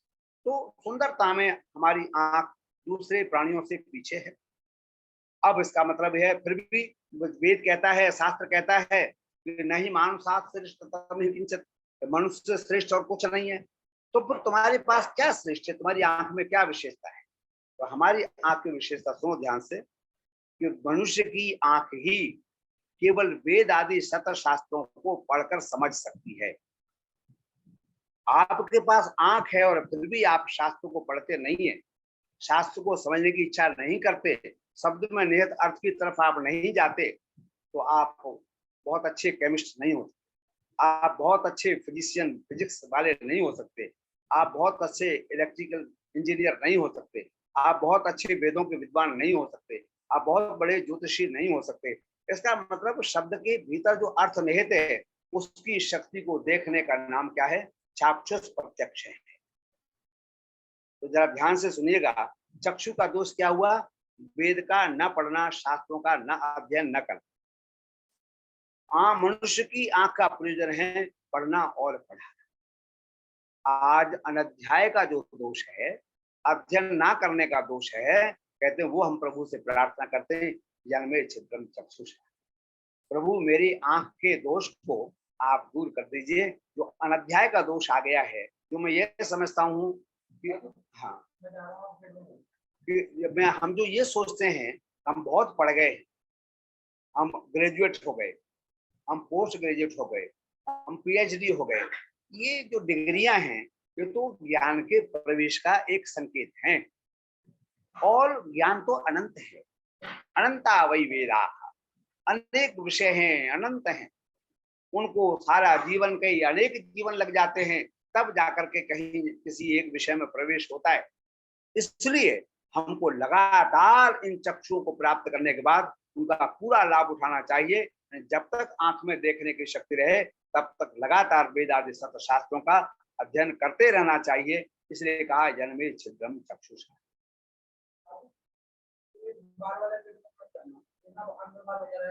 एक ये अर्थ जो है ये प्रत्यक्ष अर्थ है वेद। अब जरा इसका परोक्ष अर्थ देखिएगा, जन्मे छिद्रम चक्षुष का। मेरे आंख में, यहाँ चक्षु शब्द केवल आंख के लिए नहीं है, अब तो समस्त ज्ञानेंद्रियों के लिए है। अब वो क्यों है वो ध्यान से सुनिएगा। न्याय दर्शन में प्रत्यक्ष की परिभाषा की गई है, अक्षम अक्षम प्रति विषय से यह सन्निकर्षः तेन उत्पद्यते यत् ज्ञानम तत् प्रत्यक्षम। क्या कहा? अक्षम अक्षम, उसकी व्याख्या की इंद्रियम इंद्रियम प्रति विषय से यह सन्निकर्षः। अक्ष कहते हैं आंख को, लेकिन अक्ष मानी इंद्रिय है, समस्त ज्ञानेंद्रियों का प्रतिनिधि है चक्षु। इसलिए अक्षम अक्षम इंद्रियम इंद्रियम प्रति विषय से यह सन्निकर्षः। हम 6 तरह से प्रत्यक्ष करते हैं, केवल आंख से देखकर ही प्रत्यक्ष नहीं करते, कान से शब्द का प्रत्यक्ष करते हैं, नासिका से गंध का प्रत्यक्ष करते हैं, रसना से रस का प्रत्यक्ष करते हैं, त्वचा से वायु का प्रत्यक्ष करते हैं कि ठंडी है कि गर्म है, स्वाद है कि मीठा है कि कड़वा है, जबान से पता चलता है, शब्द कैसा है, सुरीला है कि गैर सुरीला है, ये कान बताता है हमको, चीज में दुर्गंध है कि सुगंध है, नासिका बताती है। तो ये षड्विध प्रत्यक्ष है। और एक प्रत्यक्ष है मानस प्रत्यक्ष। मानस प्रत्यक्ष का मतलब है मन से प्रत्यक्ष होता है। देखो, आपको भूख लगी है, अब ये तो ना आंख से दिखाई दे ना कान से सुनाई दे, कैसे पता चलता है? तो भूख एक अभिव्यक्ति है जो मन को महसूस होती है, तो ये मानसिक प्रत्यक्ष है। तो मानस प्रत्यक्ष बहुत चीजों का होता है, उसकी चर्चा आगे करेंगे। जन्मे छिद्रम चक्षुषा, हे प्रभु मेरी ज्ञानेंद्रियों में जो दोष है उसे प्रभु आप दूर कर दीजिए। अब ये जो ज्ञानेंद्रियां हैं,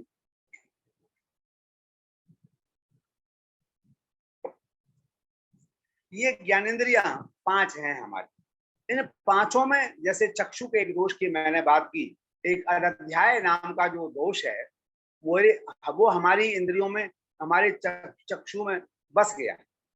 अब इसी तरह से आप देखिएगा, मान लो कान का एक दोष है, तो कान में क्या दोष आ गया? कान में आजकल तो आंख का भी एक दोष है कि हम लेकर मोबाइल बैठ जाते हैं और उसमें सारी दुनिया का जितना चित्र रूप वगैरह है उसे देखने की कोशिश करते हैं, हम उसके गुलाम हो जाते हैं। थोड़े समय बाद ये फिल्म देखनी, फिर ये फिल्म देखनी, फिर वो फिल्म देखनी, ये सब हम करते रह जाते हैं। तो इसलिए कहा कि श्रोत्र का एक दोष है कि कानों को, श्रोत्र को श्रोत्र इसलिए कहा जाता है कि उससे श्रुतियों को सुनना है, वेद की चर्चा को सुनना है। ये अवसर हमें दिया है संदीपनी विश्वविद्यालय ने, ये अवसर हमें दिया है हमारी बहन शशि प्रभा कुमार ने, ये अवसर दिया है हमको भारतीय विद्या भवन ने। तो हम सोचें, विचार करें कि हम कानों का प्रयोग केवल दुनिया की बातें सुनने में, चुगली और निंदा के सुनने में न लगे। बहुत आनंद आता है जिससे हमारी बात नहीं बनी हुई होती है, उसकी निंदा अगर कोई करे तो दिन भर सुनने में बहुत आनंद आता है। तो ये कान का दोष हो गया कि हमको अपने शत्रु की बुराई सुनने में बहुत आनंद आता है, और झूठी बात को भी हम सुनने की बड़ी इच्छा रखते हैं, अपनी झूठी तारीफ सुनने की इच्छा रखते हैं, दूसरे की बुराई सुनने की इच्छा रखते हैं। ये कान का दोष है। ये कब दूर होगा? जब मेरा कान श्रुति माने वेद को लगातार सुनेगा। तो कभी कहा ऋचम वाचम प्रपद्य, हम ऋचा रूपी वाणी को, वेद रूपी वाणी को हम तब प्राप्त कर सकेंगे जब मेरे कान का दोष दूर हो जाएगा। इसलिए कहा जन्मे छिद्रम चक्षुषा। कान के अलावा हमारी जो वागेंद्रिय है, इसका भी एक बड़ा भारी दोष है। पिछले मैंने वाक सूत्र में बहुत लंबी चर्चा कर दी है, इसलिए उसको बहुत ज्यादा यहाँ दोहराऊंगा नहीं, कितना इतना ही समझे। हमें वाणी का प्रयोग भी बहुत सावधानी पूर्वक करना है। एक थोड़ा सा छोटा सा एक श्लोक मैं आपको बताता हूँ। वो कहा गया है कि सत्यम ब्रूयात प्रियम ब्रूयात न ब्रूयात सत्यम अप्रियम। सच बोलो और प्रिय बोलो, ये वाणी के दो ही गुण है, समझे?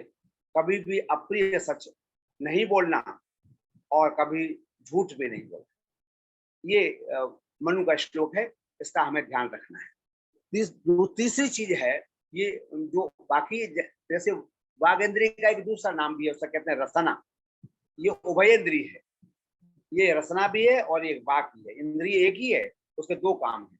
जब ये भाषण देती है तब ये कर्मेंद्रिय होती है, और जब ये स्वाद लेती है तब ये रसनेन्द्रिय हो जाती है।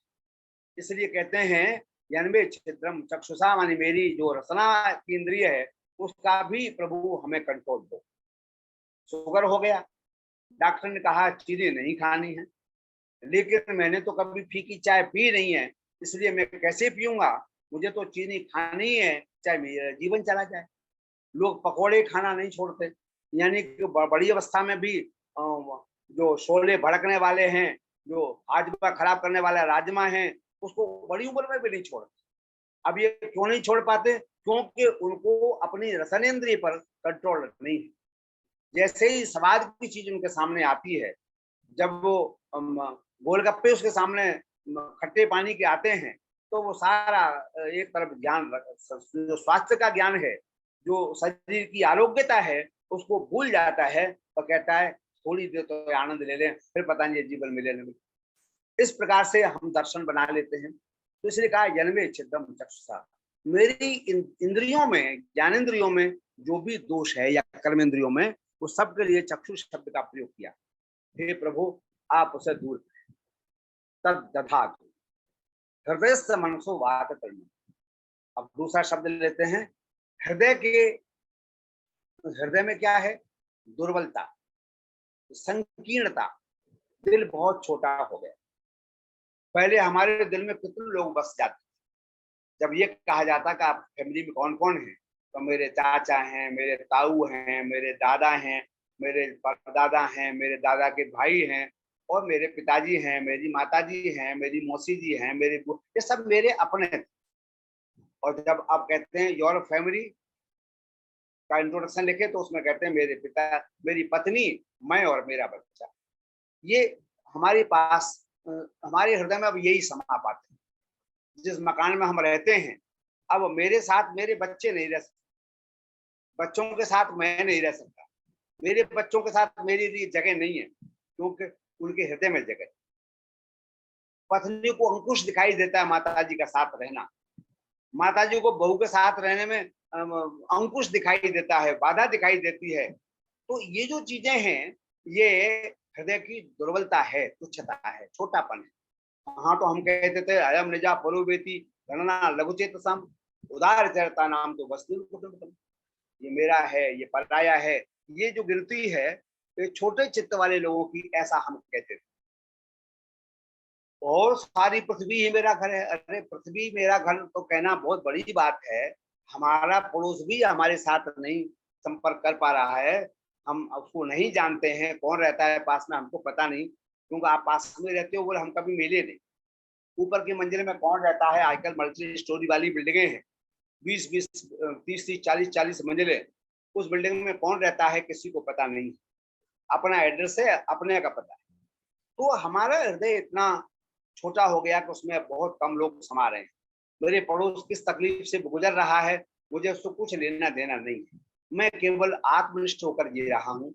ये मेरे हृदय की दुर्बलता है, मैं किसी की तकलीफ को महसूस ही नहीं कर पा रहा हूँ। मेरा हृदय इतना दुर्बल हो गया है, इतना संकीर्ण, इतना तुच्छ हो गया है। हृदय विशाल बन, जिसमें केवल अपने ही नहीं है, पराया भी आ सके। सच पूछो तो जो परमार्थ है, परोपकार है, इन दोनों शब्दों में पर लगा है, दूसरे का उपकार, जिसे हम अपने की संज्ञा से बाहर समझते हैं, वो जब आता है तब जाकर के हृदय की विशालता बनती है। इसलिए कहा जन्मे छिद्रम चक्षुषा हृदय से, हे प्रभु मेरे हृदय में इतना विशाल हो जिसमें सब दुनिया समा जाए। अयम निजा पुरोवेति गणना लघुचेत साम उदार चरता नाम जो वस्तु, ये विचार उसका है, ये विचार इसका है। अभी तो कहता है आणो भद्रा कर्तव्यो यंतु विश्वता, अगर भद्र विचार दुनिया में जहां से भी आता है ले लो, एक्सेप्ट करो। सुकरात की कोई अच्छी बात है तो ले लो, है? और दूसरे विद्वानों की कोई अच्छी बात है तो हम ग्रहण कर सकते हैं। अगर वेद के विषय में कहीं उबट ने, कहीं महीधर ने, कहीं मैकडॉनल्ड ने अच्छी बात कही है तो उसे हम एक्सेप्ट कर सकते हैं।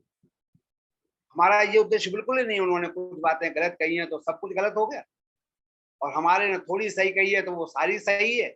ये जो बात है ये हमारी हृदय की संकीर्णता को प्रकट करती है। इसलिए कहा जन्मे छिद्रम चक्षुषा, वेद की संस्कृति बड़ी अद्भुत है।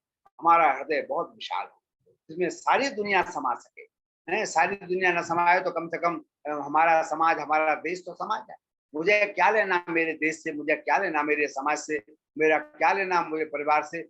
मैं अपनी दुनिया का मालिक हूँ, अपने लिए जीता हूँ। ये जो अपने लिए जीना है इसका नाम सच पूछो तो ये यज्ञ नहीं है, ये इधर नमम की भावना नहीं है कि मम के दायरे में नहीं जीना, इधर नमम के दायरे में जीना है। मनसोवा अतितृणम, कहते हैं मेरे मन में जो अतितृणता है, जो चंचलता है, दुर्बलता है, प्रभु आप से दूर कीजिए। देखो मन की जो चंचलता है इस पर हमारे शास्त्रों में बहुत विस्तार से चर्चा हुई। भगवान श्री कृष्ण ने कहा है मन क्या है, दुर्निग्रही है, चंचल है, वायु और रिव सदुष्करम है, ये वायु के समान कंट्रोल करना इसके लिए बड़ा कठिन है। चंचलम ही मन कृष्ण प्रमाथि बलभद्र, ये कृष्ण ये मन बड़ा चंचल है, बड़ा ढीठ है, बड़ा बलवान है, दृढ़ बलभद्र। तस्याहम निग्रहम मन्ये वायु, उसका निग्रह में वायु का समान कठिन मानता। ये आततृण बहुत हल्के तिनके की तरह फटाक से इधर से इधर चला जाता है, वेद की 2 घंटे की क्लास है। मुझे कई बार लोग कहते हैं बहुत बड़ी है, बहुत लंबी है सर, हमको कोशिश करनी पड़ती है कि ताकि हम केवल अनुवाद मात्र ना करके थोड़ा उसको सरल करते जाए करके, ताकि सबकी समझ बैठ सके। इसलिए कहा मनसोवाद, मेरे मन में जो चंचलता का दोष है प्रभु, चंचलता के बहुत बड़े बड़े दोष है, परिणाम है, दुष्परिणाम। एकाग्रता योग की ओर ले जाती है, चंचलता भोग की ओर ले जाती है। इसलिए जितना जितना हम एकाग्र होते जाएंगे, मन पर जितना कंट्रोल होगा, कहा है मन के हारे हार है, मन के जीते जीत, परमात्मा को पाइए मन ही के प्रति। वो सूक्त हम शायद कल बड़े विस्तार से चर्चा करेंगे। तन्मे मना से संकल्प मस्तु यज्ञागतो दूर मुदे देवम तो सुप्त तथैव दूरंगमम ज्योतिषाम ज्योतिरेकम तन्मे मना से संकल्प मस्तु। मन को कंट्रोल करने के लिए पूरा वेद में सूक्त है, शिव संकल्प सूक्त, उसकी चर्चा भी आगे आएगी, प्रसंग आएगा। अभी हम आपको ये बता रहे हैं कि इस मन की अतृणता को प्रभु से प्रार्थना करते धारण करें। तो योग दर्शन में कई सूत्र हैं इस मन की चंचलता को दूर करने। उसमें ईश्वर प्रणिधानाद्वा एक नियम है कि ईश्वर को धारण करें, उनका प्रणिधान करें, प्रकृष्ट निधान करें, भगवान का जाप करें, तस्य वाचक प्रणव तद्दत्त भावनम ओम ओम ओम ओम, और बहुत से तरीके हैं, उन सबको करें। उसमें एक तरीका बड़ा अद्भुत है, पूरे समस्त ज्ञानेंद्रियों का निग्रह कहते हैं प्राण से है। इसलिए योग दर्शन में प्राणायाम जो हमारा अष्टांग योग है, उसमें एक बहुत महत्वपूर्ण योग है प्राण का योग। सम प्राणायाम कहते हैं, श्वास को बाहर निकालना, श्वास को भीतर धारण करना, एक्सहेल करना और इनहेल करना, इसे कहते हैं रेचक और पूरक। रेचक का मतलब है बाहर निकालना, पूरक का मतलब है भरना, इनहेल करना। तो ये जो प्राण की शक्ति का जब हम प्रयोग करते हैं तो हमारा मन अपने वश में आता है। सारी जो इंद्रियां हैं ये प्राण से वश में आती है। एक उपनिषद का एक छोटा सा उदाहरण मैं आपको इस प्रसंग में दे देता हूं। उपनिषद में एक प्रसंग आता है, ये देवता, इन इंद्रियों को भी देवता कहते हैं। इन इंद्रियों में एक बार झगड़ा हो गया देवताओं में, इंद्रिय रूपी देवताओं में। और झगड़ा इस बात का हो गया कि हर इंद्रिय कहने लगी अहम श्रेष्ठ अहम श्रेष्ठ। इंद्रिय चक्षु ने कहा अहम श्रेष्ठ है, मां बिना कोई कश्चित द्रष्टुम न शक्नोति, मेरे बिना तो कोई किसी को देख ही नहीं सकता। संसार कितना अद्भुत है, कितना सुंदर है, कितना रंगीन है, सतरंगी इस दुनिया को केवल वही देख सकता है जिसके पास मेरी शक्ति है। चक्षु के बिना तो क्या है, अंधे के समान जीवन है, ठोकरें खाएगा, दूसरे के सहारे जिएगा लाठी लेकर। जब ये बात दूसरी इंद्रियों ने सुनी तब वो वाग इंद्रिय बोली कि मेरे बिना क्या है, आंख रहे तो रहे, लेकिन अगर कोई गूंगा है बोल सकता ही नहीं है। सुन कानेंद्रिय ने कहा गूंगा है, बहरा है तो सुन नहीं सकता, बहरी की तरह जिएगा। तो झगड़ा हो गया, कौन श्रेष्ठ है ये पता नहीं चला। तो ये बृहस्पति के पास पहुंचे सारे देवता, सारी इंद्रियां, तो कहने लगे प्रभु आप हमारे देवताओं के गुरु हैं, आपसे हमारी एक प्रार्थना है। बोले क्या? बोले हमें कुछ संघर्ष हो गया है, झगड़ा हो गया है इस बात का कि अहम श्रेष्ठ। वाणी कहती है मैं श्रेष्ठ हूँ, चक्षु कहता है मैं श्रेष्ठ हूँ, श्रोत्र कहता है मैं श्रेष्ठ हूँ, मन कहता है मैं श्रेष्ठ हूँ, तो आप बताएं हमें कौन श्रेष्ठ। तो मुस्कुराए बृहस्पति और कहने लगे ब्रह्मा देखो भैया, वो सबसे श्रेष्ठ है जिसके बिना काम ना चले, जिसके बिना जीवन न चले। तो तुम एक काम करो, एक एक साल के लिए एक एक देवता चले जाओ शरीर से। तो एक साल के लिए चक्षु चला गया। जब चक्षु लौट के आया तो उसने कहा माम बिना कथम जीवनम जातम, मेरे बिना तुम कैसे जिए। तो उसने कहा कि यथा अंधा जीवन, जैसा अंधा व्यक्ति जीता है वैसे एक साल निकल गया आराम से, सब लाठी के सहारे, लोगों के सहारे जीवन कट गया। तो ठीक है, लौट के कान चला गया। तो श्रोत्र चली गई। बोले कैसे जिए?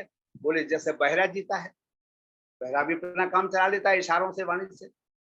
वाणी चली गई तो बोले कैसे जिए? बोले जैसे गूंगा जीता है। इसी तरह सारी इंद्रियां गई, एक बार मन भी चला गया। बोले कैसे जिए? बोले जैसे बच्चा जीता है। अल्टीमेटली सब इंद्रियां लौटकर वापस आए तो प्राण कहने लगे चलो हम भी चलते हैं। जब प्राण चले तो सारे इंद्रियां व्यथित हो गए, तो प्राण जब निकल गए शरीर से तो फिर कुछ रहेगा ही नहीं। तो कहने लगे प्रभु कहाँ जा रहे हो आप, हम कहाँ रहेंगे। तो बृहस्पति कहने लगे बस हो गया तय निर्णय कि सबसे बड़े देवता तो यही हैं जिनके बिना आप लोग जीवित रह ही नहीं सकते। तो मेरे कहने का अभिप्राय क्या है, प्राण जो है सभी इंद्रियों को स्थिर रखने का एक बड़ा उपाय है।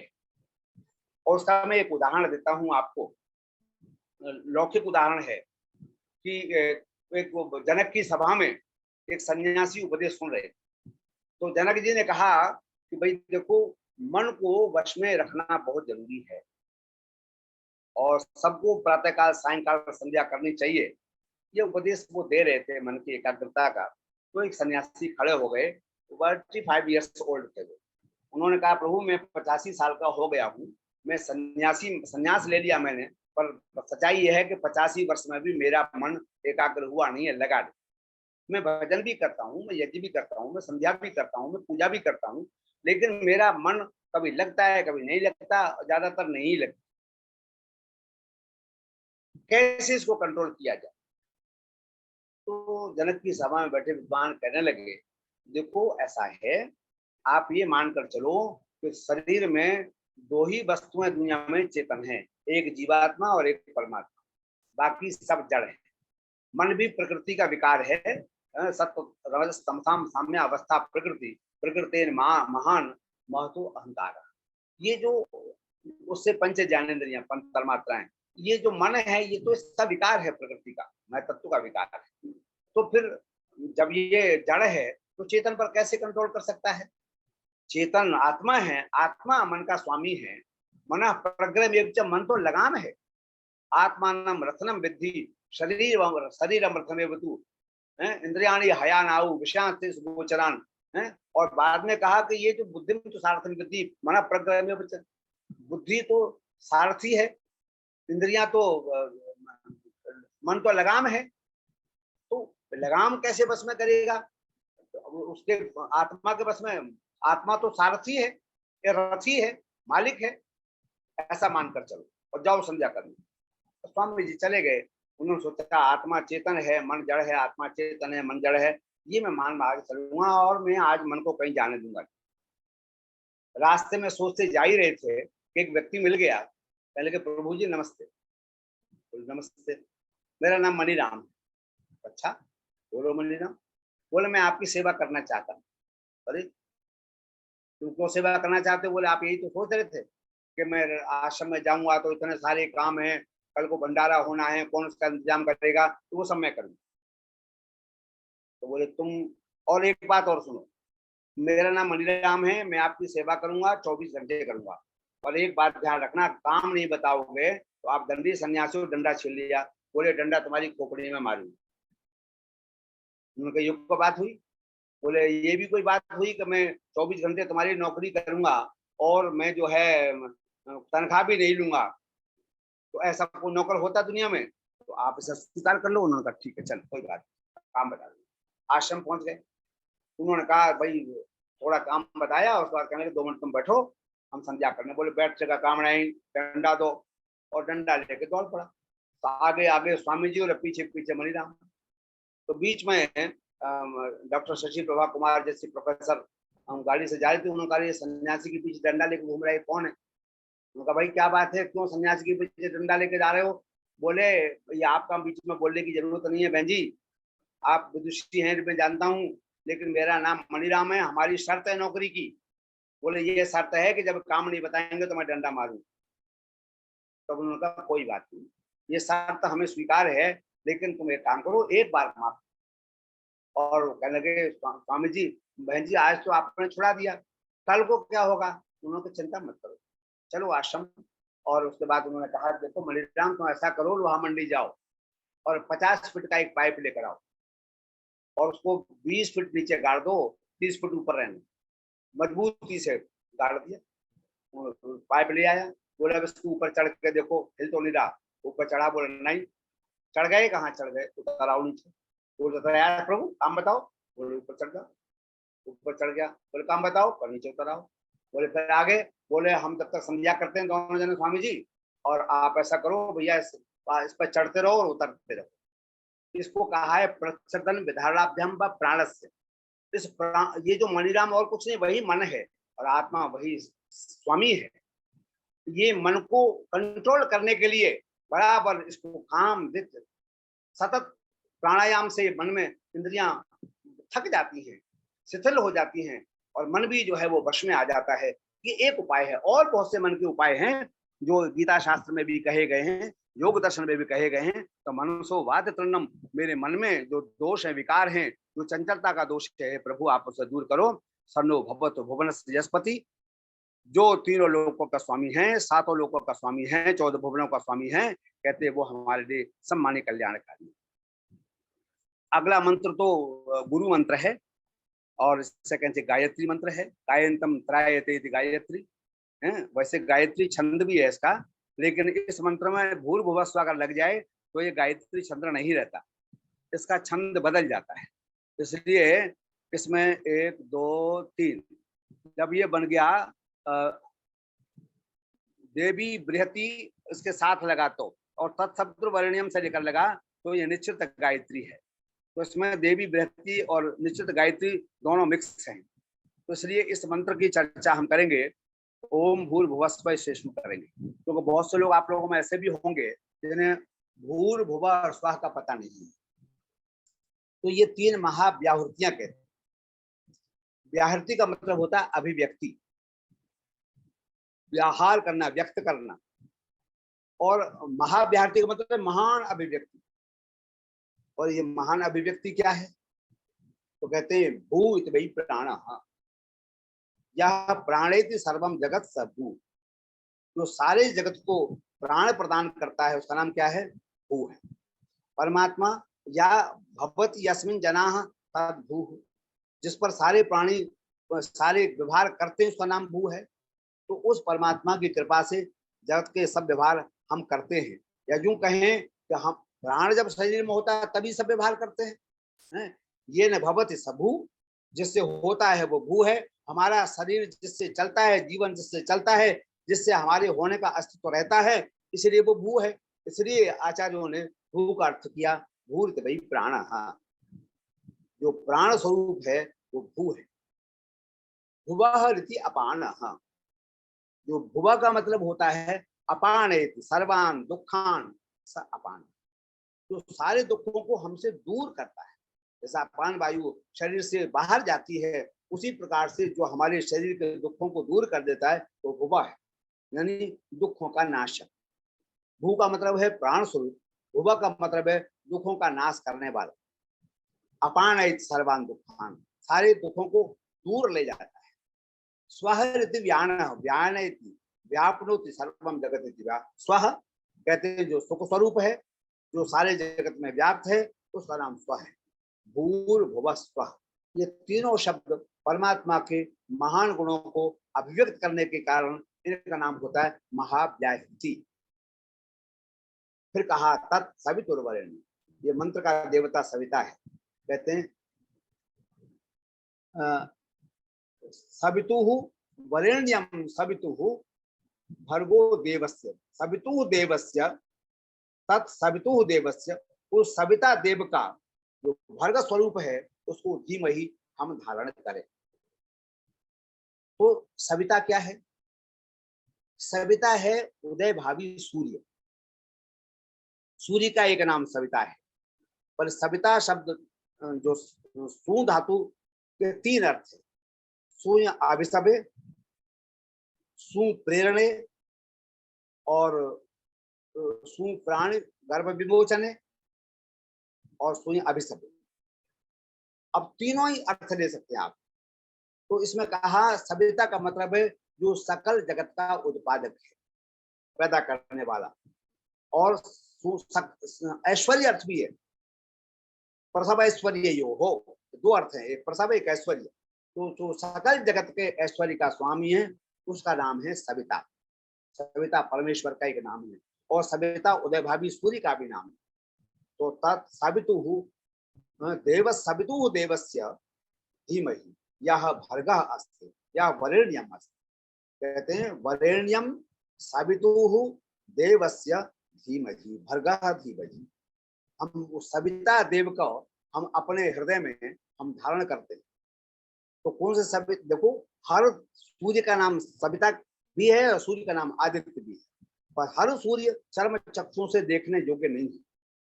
जो प्रातः काल का सूर्य गोलाकार है, जब तक उसमें से किरणें प्रस्फुटित होती दिखाई नहीं देती है, प्रकाश तो होता है, किरणें होती हैं, लेकिन गोलाकार है, वो डिस्टर्ब होता है। दो ही सीन सूर्य के अवस्थाएं देखने योग्य होती हैं, एक सन राइजिंग सन और एक सेटिंग सन।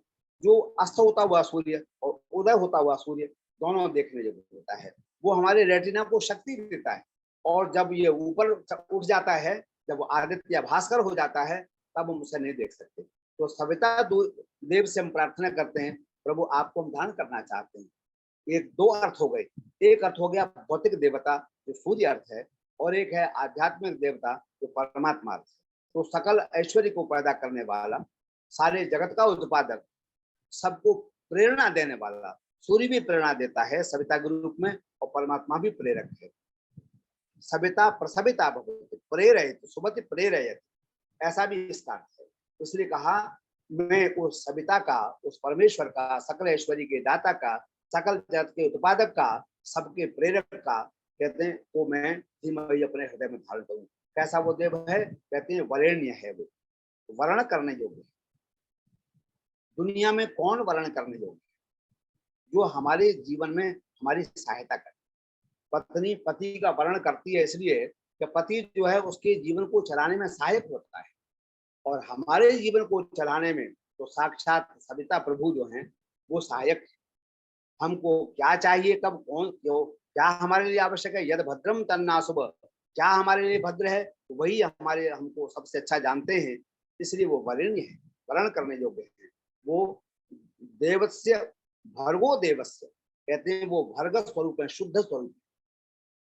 संसार के किसी भी चीज में विकार आता है, पर परमात्मा अविकारी है, और उसका वाचक शब्द भी अविकारी है, ओम जो भी अव्यय है, अविकारी है। इसलिए कहते हैं उस भर्ग स्वरूप को हम धीमहि माने अपने हृदय में धारण करें, तो सविता रूप है। धियो यो नः प्रचोदयात्, यह माने जो, नह माने हमारी बुद्धियों को, नह यह हमारी बुद्धियों को या हमारे कर्मों को, प्रचोदयात् माने प्रेरित करता है, सन्मार्ग में, अच्छे रास्ते में प्रेरित करता है। अब थोड़ा सविता पर एक बार विचार करते हैं, ये सविता कैसे प्रेरक है, सविता कैसे प्रेरणा देता है। सुमति प्रेरयति, प्रातः काल का सूर्य हमको कुछ खास प्रेरणाएं देता है। जब सूर्य उदय होता है तो उसके साथ अंधकार भाग जाता है, वो संदेश देता है तमसो मा ज्योतिर्गमयः, हम अंधकार से प्रकाश की ओर चले।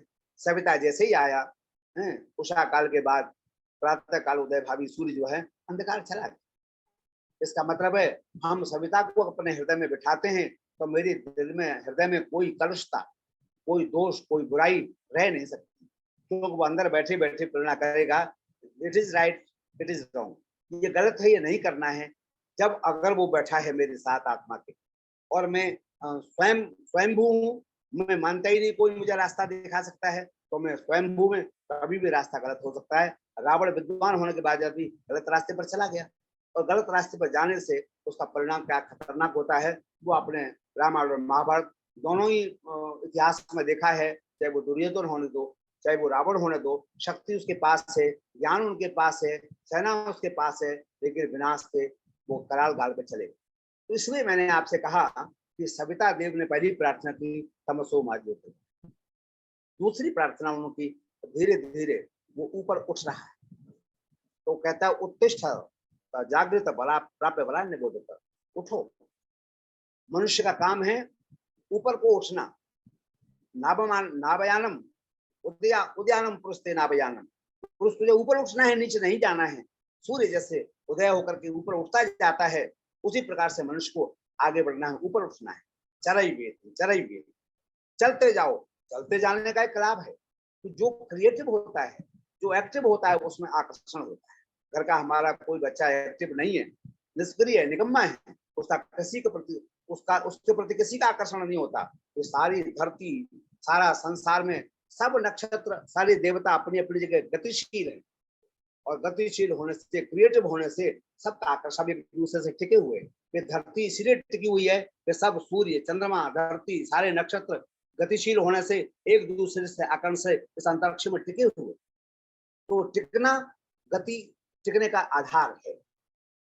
धियो यो न प्रचोदयात्, हमारी ये बुद्धियां गलत रास्ते की ओर ले जा सकती हैं। देखो, चोर भी बुद्धिमान होता है, तस्कर भी बुद्धिमान होता है, जो गलत काम करने वाला उसके बाद दिमाग की कमी नहीं होती, लेकिन वो सही मार्ग की प्रेरणा नहीं मिलती। हम सविता से कहते हैं, प्रभु हमको प्रेरित करो, सन्मार्ग की ओर प्रेरित करो, हमारी बुद्धियों को अच्छे रास्ते पर ले जाओ। ये हमने भाव इसमें रखा। मंत्र तो इसमें बहुत हैं। शम्नो मित्रा संवरणा सन्नो भवत्वरिमा सन्नेन्द्रो बृहस्पति सन्नो विष्णुरिक्मा, से पहले इंद्रो विश्वस्य राजति सन्नो अस्तु विद्युपते संचितस्पते। इंद्रः विश्वस्य राजति, वो परमेश्वर इस सारे संसार को राजति, उसमें विराजमान रहता है, उसको सुशोभित करता है। नः सम अस्तु, वह हमारे लिए शांति प्रदान करने वाला, स्वस्ति प्रदान करने वाला हो। किसके लिए? द्विपदे समचतुष्पदे, दो पैर वालों के लिए भी और चार पैर वालों के लिए भी सब मानव कल्याणकारी हुए। उस इंद्र से, परमेश्वर से, यदि परमेश्वरीय या इंद्र तो धातु से सूर्य अर्थ भी है और यदि परमेश्वरीय धातु से परमेश्वर अर्थ भी है। इंद्र की व्याख्या हम इंद्र सूक्त में बहुत विस्तार में कर चुके हैं, यहाँ करने की आवश्यकता नहीं है। इसी प्रकार से प्रार्थना है, जरा इसमें देखिएगा। शम्नो वातः पवतां सम नस्तपत सूर्यः शन्ना कनिकृत देवः पर्जन्यो अभिवर्षति। वातः नः शम भवति, वायु हमारे लिए शांति देने वाली कल्याणकारिणी हुए। अब हमारे सारे अकल्याण का कारण आज वायु है, क्योंकि बड़े नगरों में, बड़े शहरों में वायु शुद्ध नहीं है। अगर शुद्ध वायु मिले तो हम कभी कभी बाहर जाते हैं, खुले में सांस लेते हैं, कुछ अलग ही आनंद है। इसलिए वेद तो पहले कहता है वातः शम न शम भवतु, वायु हमारे जीवन के कल्याण का कारण बने, हैं? वो शुद्ध हो, उसको शुद्ध रखने की जिम्मेदारी किसकी है? हम जितने व्हीकल, जितने इंडस्ट्रीज, जितने तमाम चीजें हम बढ़ा रहे हैं, उससे हमारी वायु जो है वो अकल्याणकारिणी हो रही है, वो कार्बन बना रही है। हम यज्ञ के द्वारा इस वायुमंडल को पवित्र कर सकते हैं। इसलिए प्रार्थना की वातः न शम भवतु पवताम, और वायु हमें पवित्र करने वाली हो। सन नस्तपत सूर्यः, और सूर्य जो है वो हमारे लिए तपे, कैसा? शांति के लिए, कल्याण के लिए तपे। सूर्य ऐसा तपे कि सारे समुद्र के जल को ऊपर खींच लेवे, और जितना भी उसके समुद्र में जो खारापन है उसको धरती पर छोड़ देवे, और वह अमृत वर्षा करे। सूर्य ही तो वर्षा करेगा, और वायु और सूर्य दोनों मिलकर के हमारी धरती को तपावें।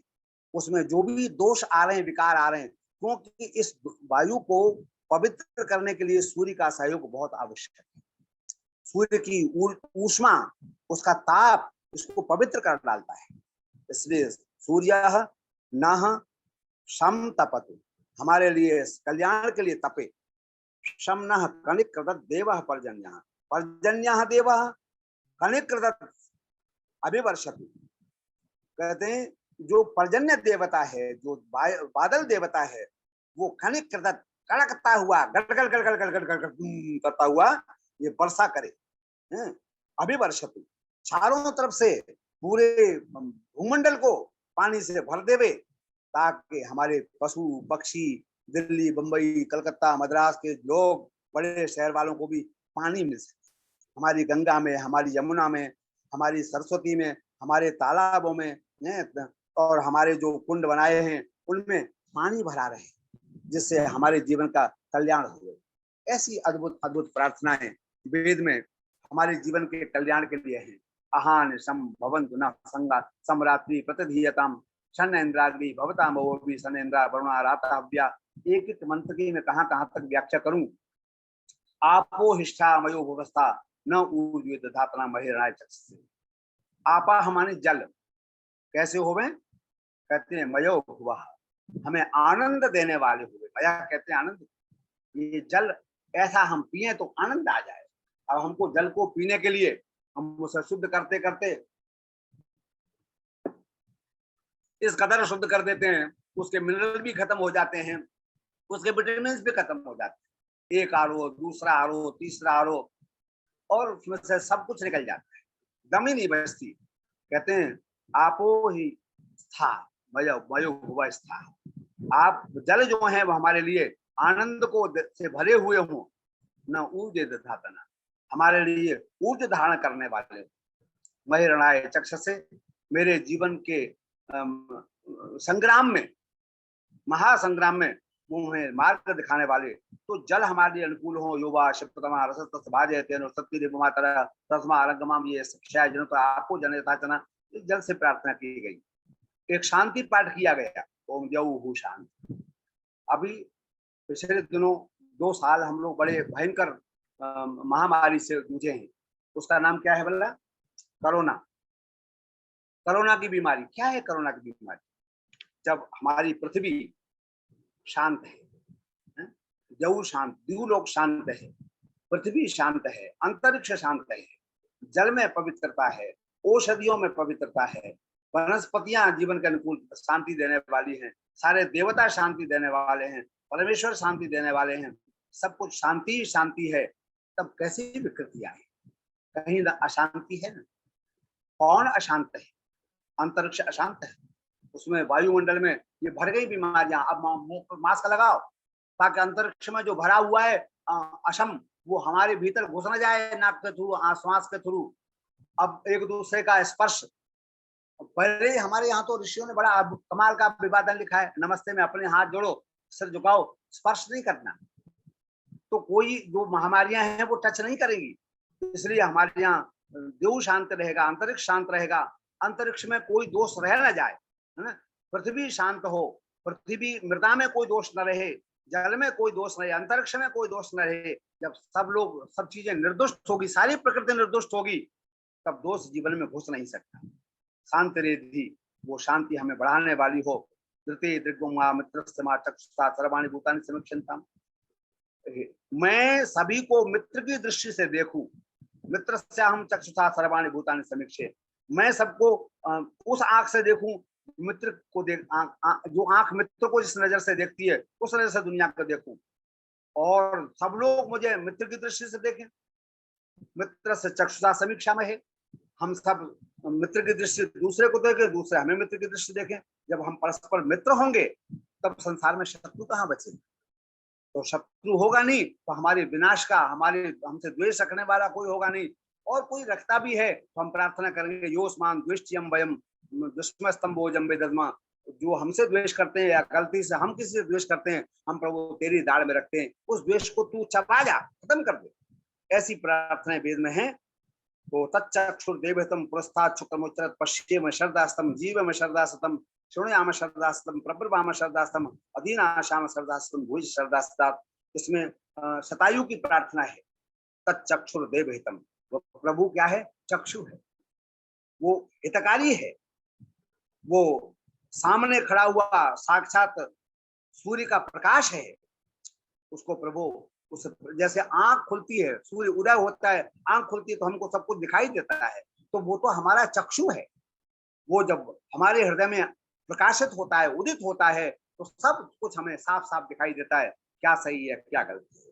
हे प्रभु पश्येम शरदास्तम, मैं तेरे तुझसे चक्षु पाकर, तेने सूर्य जैसा चक्षु दिया है, शरीर में भी चक्षु लगाया है, तू स्वयं चक्षु उस पर तस्य भाषा सर्वमिदं विभाति, उसके ही प्रकाश से सब ये प्रकाशित है। तो मैं प्रभु 100 साल तक देखूं, जीवे में शरदास्तम, 100 शरद ऋतुओं तक मैं जीऊं, शृणुयाम शरदाशतम, 100 शरद ऋतुओं तक मैं सुनूं, प्रब्रवाम शरदाशतम, 100 साल तक मैं बोलता रहूं, 100 शरद ऋतुओं तक, अधीना श्याम शरदास्तम, और 100 शरद ऋतुओं तक मैं अधीन होकर जीऊं, किसी के सामने हाथ ना फैलाऊं, अपने बच्चों के पास भी हाथ ना फैलाऊं। ऐसी प्रभु तू कृपा करना, जब तक मैं जीऊंगा अपने पैसे से, अपनी मेहनत से, तेरी कृपा से जीऊंगा।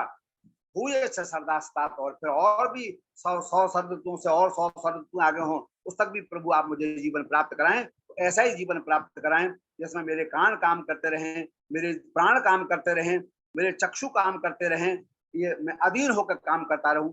ऐसी अद्भुत प्रार्थना 36वें अध्याय में हमने मंत्रों में पढ़ी और समझी। मैंने जल्दी थोड़ा कई मंत्रों को टच कर दिया। क्योंकि पिछले प्रकरण में कुछ मंत्र छूट गए थे, इसको बहन जी ने अलग से व्याख्या करके आपको समझाया, क्योंकि महती असीम अनुकंपा है कि हमको वो मार्गदर्शन करती ही नहीं है, बल्कि कुछ रास्ता छूट जाए, है ना, कदम थोड़ा इधर उधर चला जाए तो कहती है ये एक सीढ़ी आपने छोड़ दी थी, आप सीधे निकल गए थे, इसको भी कदम चढ़ के जाएंगे तो और अच्छा लगेगा, आप थकेंगे भी नहीं और सीधे मंजिल को आसानी से पार कर जाएंगे। ये दिशा उन्होंने हमें दी, उनकी असीम अनुकंपा। मैंने थोड़ी सी चर्चा 36वां अध्याय की आपके सामने की, आशा है आप लोग रामायण होंगे। इस अध्याय से संबंधित कोई प्रश्न है तो आप लोग कर सकते हैं। मैं फिर एक बार खोल लेता हूँ जी।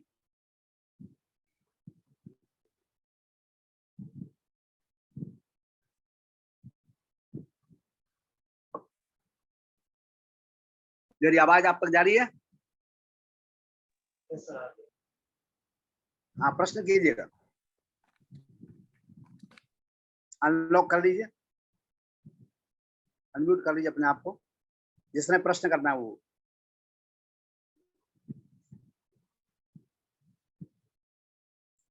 इस अध्याय से संबंधित कोई प्रश्न है? 36वां अध्याय यजुर्वेद का शांति अध्याय।